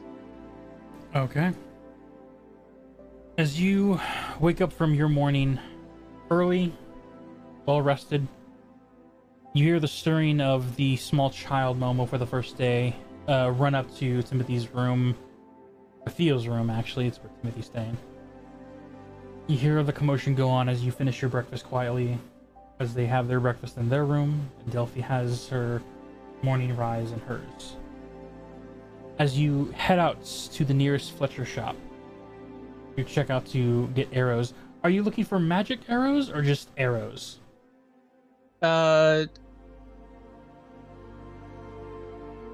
was just looking for like regular bolts, but if magic bolts are an option, I may as well go for it. There is a magic shop that is near the Adventures Guilds. It's also in the same district where your chapel is for Nope, not Helm. That's my campaign. Heliod. No, that's God for magic. That's right. Paylor. Paylor. That's the sun guy. Heliod is also Is the sun guy, but for Magic the Gathering. That is the sun god from Theros. Yeah. From Magic the Gathering. Yeah, this one is from me. So yeah, Paylor, the third sun guy. But there is a magic shop that is in the other districts near the Adventures Guild. They sell magic weapons, magic potions, magic scrolls, and magic arrows is not too far off. Sure, we'll go look for some magic crossbow bolts. Why not? Alrighty. As you Worst they can say is no. Or make custom orders. Always an option. That feels expensive for crossbows. Hey, as long as it pays, as long as it is effective bolts, it's worth it. That's very fair. All right. As you head over across the open areas, moving your way through the city, are you taking a cab or are you walking? We'll walk. I don't have anywhere to be today. All right. It takes about a good 3-4 hours on foot to get across the entire kingdom landscape. And as you get to the other side, you see, by the time you get there, coming up to the afternoon time, it is not only open, there are a few customers already moving in and out, adventurers looking to get their weapons and items for the day. Okay. As you head over, you see the front of the shop titled Hocusus Pocusus. Christ. As you enter inside, you see a very fluffy furbolg-like creature. As he looks to the front of you, and you see not just one, not two, but for the 5 customers in this shop, there are 5 furbolg that look identical. Terrifyingly identical. Quadruplets? Quintuplets? How many is 5? This is quintuplets. Yeah, it looks There's like an anime quintuplets. about that. Oh my god. They have an anime for everything.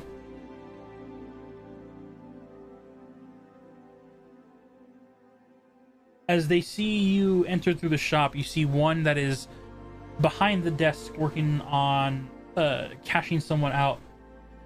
I'll be right with you. Give me 1 sec. He turns around, clasps his hands together. You see arcane light glow, and where he stands, you see his body like shake with magic before almost like splitting an illusion apart before both of them become solid. Another version of him appears. This is both an amazing idea, and I don't know why you would do this to yourself. Because I get to play 6 different people that are all the same person. He's easy. No, not you. Why would the character want to do more customer service? Oh, yeah, fair. It's to keep an eye on all those pesky adventurers that tried to steal things, eh? Yeah, that's that. Yeah, okay. To stop all the rogues. Welcome to the Hocusus Pocusus. How can we help you, man? My name is Equinox. I am here to help each and every person as I come across my store. What are you looking for that can help? Why is he a mix of Russian and Canadian? You're giving me too much credit, man. It's just he's just a jolly go happy person who apparently is a Russian Canadian. I don't know. I'm trying to be jolly and happy. I don't do accents well. It was just the switching between them that was getting. No, I don't know what to make this character. Do you have any? Do you happen to carry any magical crossbow bolts? I have some basic ones of exploding types if you need them. Otherwise, I can just go and make some custom ones if you want to make it any special. You will need some to like capture and ensnare your enemies, or even just send them to another plane of existence. I can work on that. It's gonna take a while, but it can be done. I think sending them to another plane is a little drastic. Indeed, but you have no idea what you're gonna face in the fog. It's a crazy world out there, is for what the adventurers say. I haven't been beyond the wall, so I couldn't tell you. No, that's very true. I think the ensnare arrows sound interesting. I would like a few of those. Yeah, for sure. I have to create some because all we have is the exploding type. The other adventurers like it when things just go boom. I can make the ensnaring arrows. Just how much do you need? Let's go with 10 bolts of them. 10 bolts of ensnaring arrows. That's a good one. It's very efficient and effective. In case you missed the first 9 times, the 10th one will do the job. Oh, for a commission like this, we're looking at anywhere within the price range of about 30 gold pieces to probably close to 40. That's a little pricey. Okay, yeah, I can do that. Alrighty. Give me about a day or so and I will be able to have all 10 of those arrows ripe and ready for you to use and shoot at whoever you want to entangle. Great. Feel free to come back to the Hocus Pocus. Let all your other adventure party friends know to come here for anything you need. We have potions and lotions and scrolls. I think some bowls. Hey, Equinox, do we have bowls in the back? We have some bowls. They make food and water. We have bowls. Great. I'll be sure to tell people about you guys. Appreciated. Have a good day. What is your name for the order? Durant Goldweaver. Durant Goldweaver. Please feel free to come back tomorrow and give us I'll give you an update. Or better yet, I can actually send a origami animal to you to have it let you know when it's done. Where, if you don't mind and you're okay with it, where are you staying that I can send it to you? I'm currently staying at the Woods. Ah, the Woods, a great place for denizens like myself to go. I only visit. I never have time to stay. It's a shame. They have some nice rooms. So I've heard. We will have a origami sent to the woods, so you would be able to get notification when we're done with the order. That'd be great. Thank you very much. Have a good day, and stay away from the fog, unless you have the arrows, which we're making soon, and then you can go into the fog. Okay, I will turn around and head out. As you turn around and walk, it is that weird moment where that version of Equinox that is assigned for you walks with you to the door, and when you cross the threshold, you see that version of him puffs into illusion magic and then fades. Okay.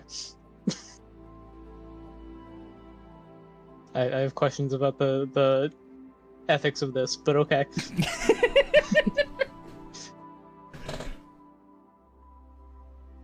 It's like Mr. Meeseeks.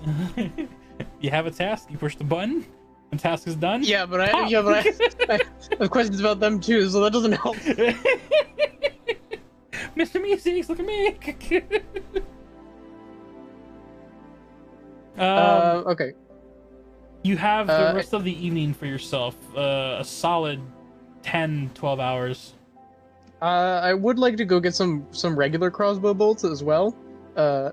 You will make a hour-and-a-half to 2-hour walk back to the blacksmithing shop with the Fletchers next to him, hand in hand, to make the arrow tips, put on the wood, have it all set up and finished. As you're walking across town, everything seems to be going decently well. During your open walk in the sun, shining almost uncovered of clouds, your armor... Are you adorned in your armor, or you're in casual clothing? I'm in more casual clothing. I am wearing the like mail under. All right.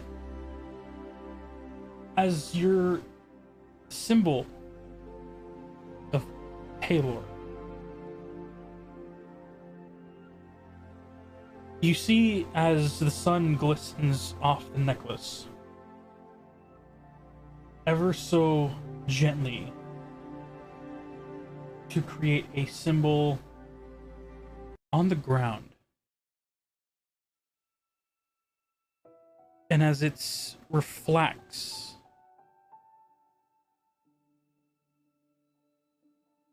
you can't help but stare at it.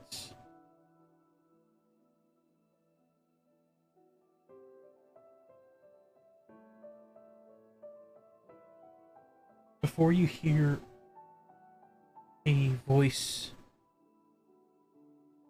almost whispering,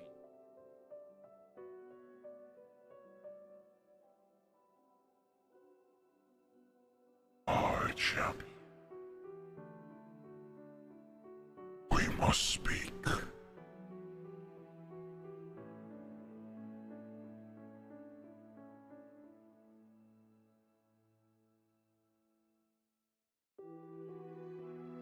Palor?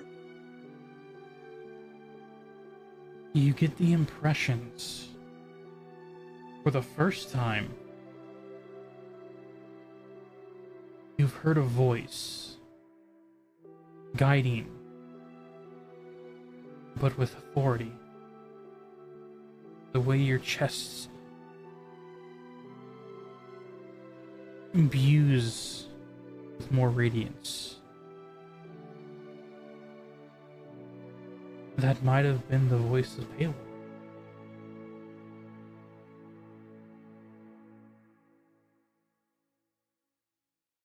Okay. You said, or how close am I? Or You ring are is about 2 minutes from the store, so you can go do that. Okay. Heading over to Okay. the Fletcher shop. How many arrows are you purchasing? I would like to buy. Do I be a monster to them and buy an odd number, or do I just buy a normal number? That's up to you. I'm gonna buy 20. All right. I'll be nice. As you go up and request for 20 crossbow bolts, Fletcher, a elven's half elf carver is assisting you in picking out the bolts needed, well made. As they're looking through the barrels, you see some of them have those that have stayed in the barrel for too long have splintered. She removes those ones and gets ones that are still good. Sets them on the table, gets you a little quiver to put them in, ready for. And looks to you. 20 bolts. Yeah, that'll be 3 gold pieces. Cool. I will hand him 3 gold pieces. Alrighty, have a good one. You too. Remove. Okay. Okay. Well, I will then head back towards the church. Okay. As you begin to move upwards towards your church, where the orphanage lies,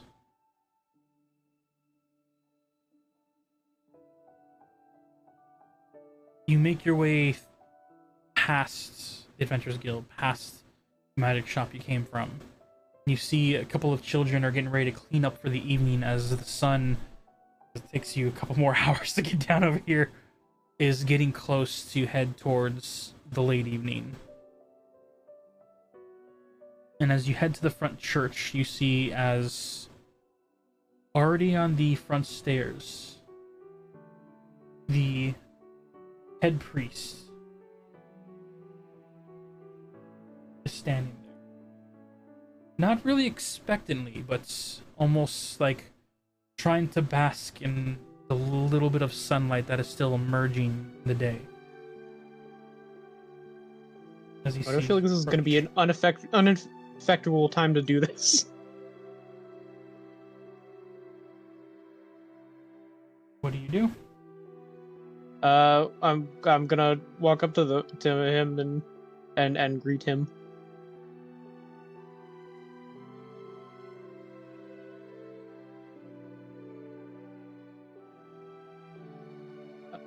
Shoot, what's his name?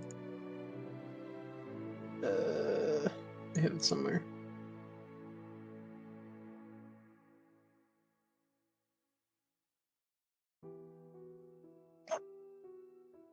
Thornberry, Oleander, Ramirez, the Woodstaff, the Darkness, Platinum Family, University, NPCs, Champion. Almar, right? Unless I wrote that down wrong. Father Almar. Father Almar, yep. Hooray. Wasn't taking notes great. Greetings, Father Almar. Durant, welcome back. How was your journeys? A little more eventful than I would prefer it to be, but it worked out. That is good.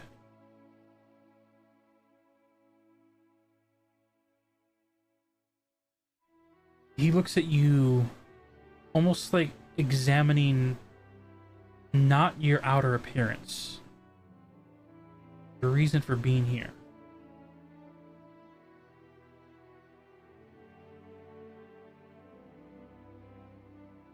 Durant, Have you been called? Yes, I think so.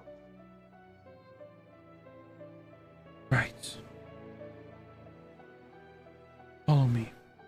You see him turn around and push the double doors open into the church. As he moves into it, the pews remain empty. Other priestess around, clerics, as Father Almar turns to them all. We need the room. Taylor wishes to speak. You see the others turn towards the podium, the pedestal, and the statue of Halor, before they respectively bow, say a prayer, and move on out of the room. Father Almar looks to you. Take your time. Listen carefully. As he walks past you, puts his hand on your shoulder for half a second, says a small prayer, and then leaves back towards the double doors, closing them behind him. A single light emanating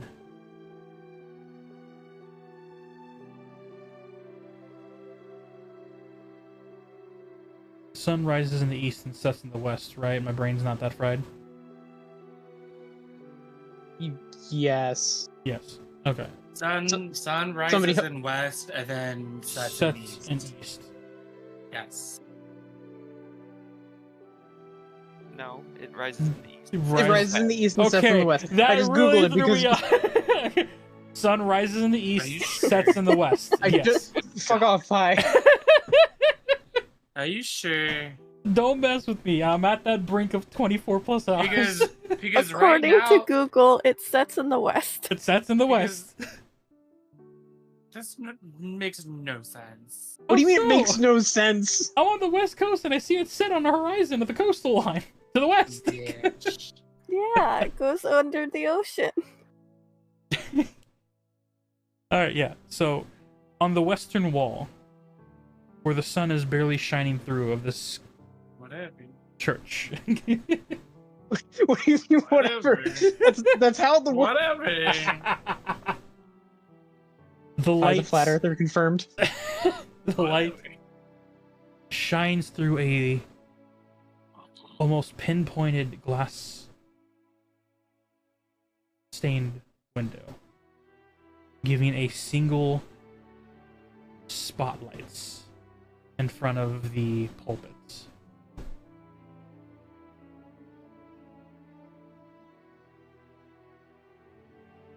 I want to go touch it like I'm a cat. As you approach, No, I'm not. No, I'm not actually gonna go touch it. the room is empty. Not a sound. You can hear a pin drop if it happened. And only this one beacon of lights laying at the front of this stairway leading to the statue of Palor. What do you do? I'm going to kneel before the statue. To kneel before the statue is to be in the center of the light. Okay, I don't want to go that far. I guess I will kneel before, like, in the area before the light.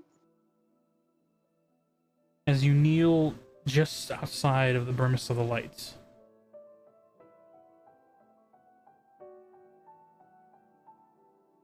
Your hands. I let you shy from the lights I give.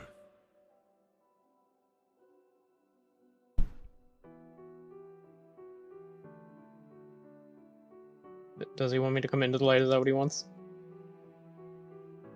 he is the god of the sun. Okay, I was trying to be respectful. Okay, I will go into the light. As you enter into the lights, kneeling, you feel the warmth of the sunlight directly on you. It doesn't become uncomfortable. It's gentle.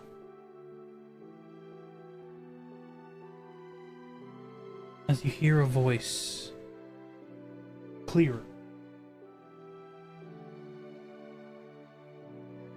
Durant, Goldweaver, son of my last champion. I have a calling. If you wish to answer.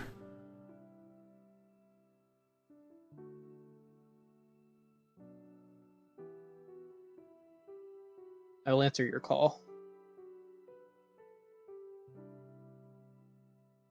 There is a threat approaching from the ocean. Evil that has tried to break something. The protection of this city, its people.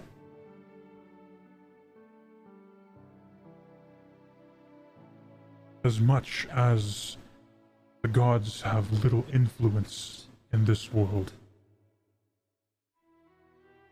what influence we do have, we protect those of the faith, and those of this city.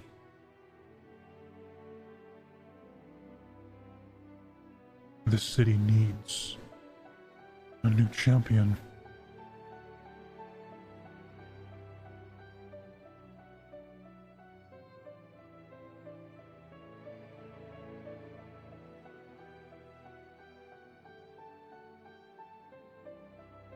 Okay.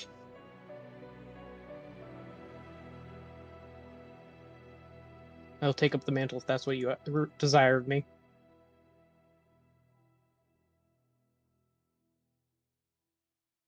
You feel the warmth of the lights condense.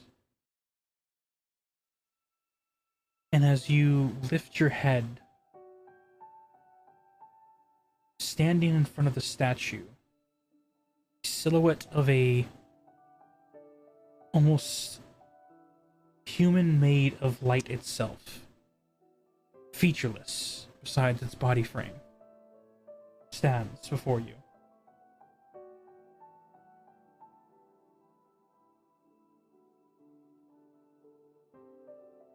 Durant. Okay. This is not something that I choose for you. This is something you accept. It's a task that comes with a heavy burden. The same one that your father wore.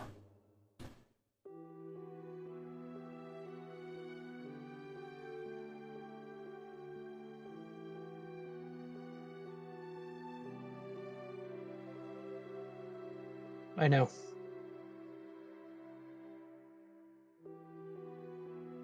I choose you not just because of heritage, but because of your heart. The people you protect you do with such warmth of light. And for this, I choose to give you the choice.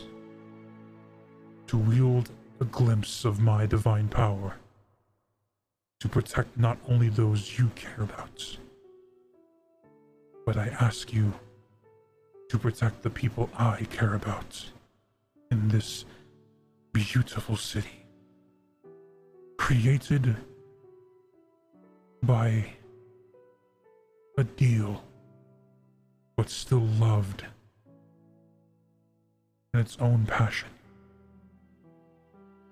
The people should not be condemned for the mistake of one foolish dragon.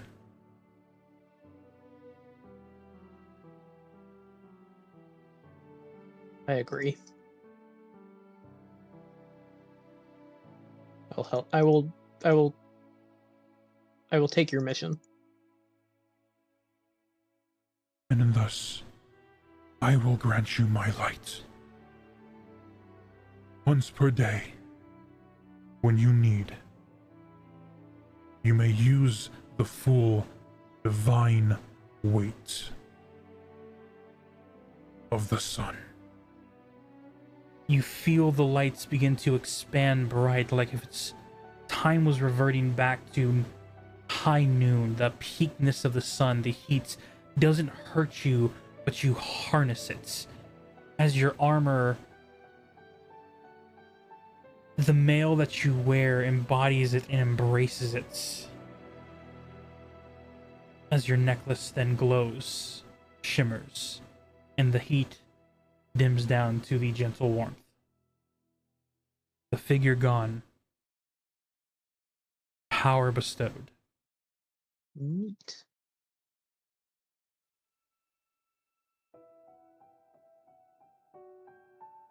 As you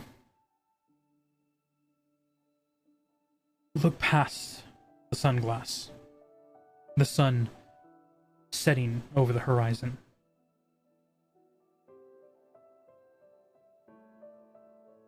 is there anything you do after your visit with the divine? I'm going to I'm assuming that I'm going to the front of the church is towards where the sun is setting, isn't it? The doors to the church is heading eastward. Okay, I'm going to give a bow towards the west, and then turn around and leave. As you bow towards the statue of Palor as the sun rests over the shoreline, you head toward the front door, opening it as you see Father Arlo turn to you. Oh my.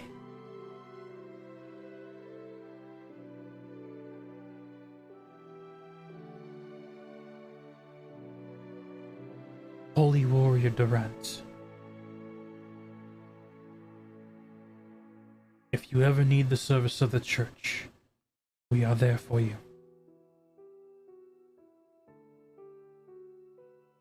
I appreciate it. He gives a bow of reverence, a smile of a proud mentor.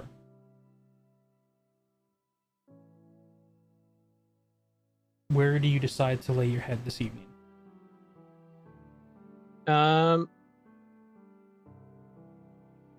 Let's go back to the woods. Okay. You take your journey through the nights of the woods, and in the open streets as it becomes towards the darkness of nights, the starlights and the moon reflecting of the sun, making this city shine bright without street lamps needed. The essence of what the city name is. You also feel that reflected light. For moonlight is simply sunlight being bounced off and received even when the sun is no longer seen. I will go ahead and on my spare time will be updating your character sheet for a free feat that you have gotten. Hooray.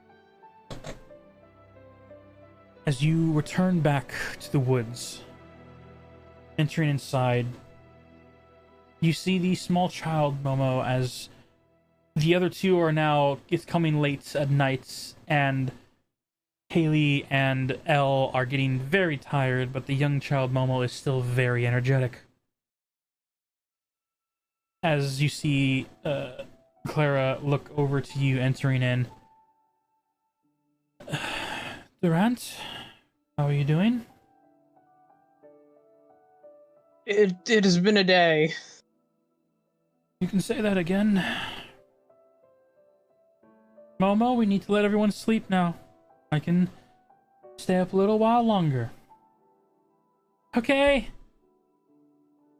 And she like waves the other two goodnight as Kaylee like slumps off the table, smiling as much as she can, tired as she is. They head off to their own rooms.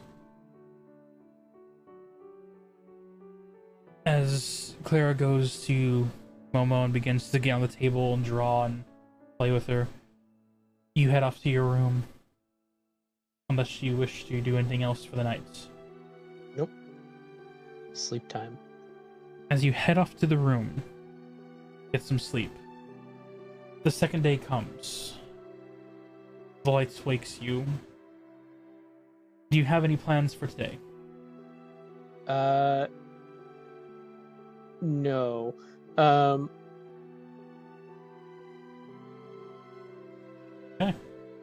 If there are no plans, roughly around noontime, if you hang around the woods, you see entering in through the revolving door a squirrel-sized origami paper of it looks like it could be a cat, could be a dog. It's wrapped up in magical paper as it just marches through the open door revolving of the woods, looks around left and right until making its way to you, lands in front of you, and waits for you to almost expectantly pick it up. Okay, cool. I'm gonna pick it up. Upon lifting the paper cat, you see it's very carefully unfold itself, and you see your order of your entangled bolts are ready for pickup. Great. Does it fold itself back, or does it stay unfolded and lifeless forever? Stays unfolded. Sad. Okay, I will head to the magic shop. As you spend your time to head to the magic shop directly after to pick up those very, very troublesome bolts of entanglement. I knew what I was doing, but at the same time, you did. Oh boy. This is your fault. It is my fault. I accept it. Even though, here's the thing, I understand. As Delphi is not here. But as Delphi wakes up for the second day, ready for the books to read, to learn,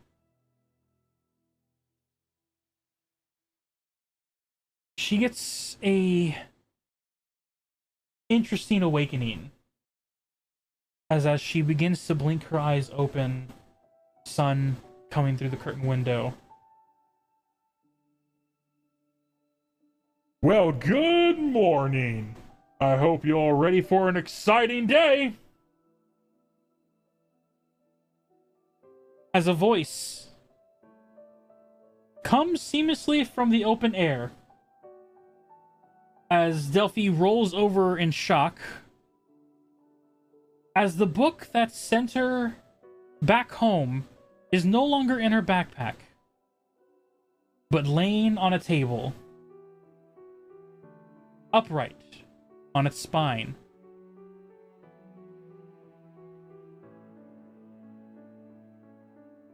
How did you enjoy the first story? Hope it was pretty good. And that is where we're going to end today's episode.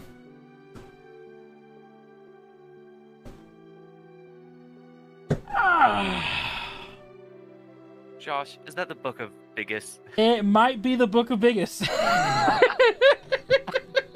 I called it. Yep, I saw you text that earlier, and I did not say a darn thing. Fuck that book. For the lore of things, there is a fun god out there known as the Biggest, the god of storytelling. He has fun. We'll say that. In a previous campaign, yeah, one of our friends got that book. They never really got to do much with it, so I thought, No, they didn't. why not bring it here? what you learn after non-voluntarily being attuned to it overnight, Delphi, is that you will learn that the title of this book is The Book of Many Stories.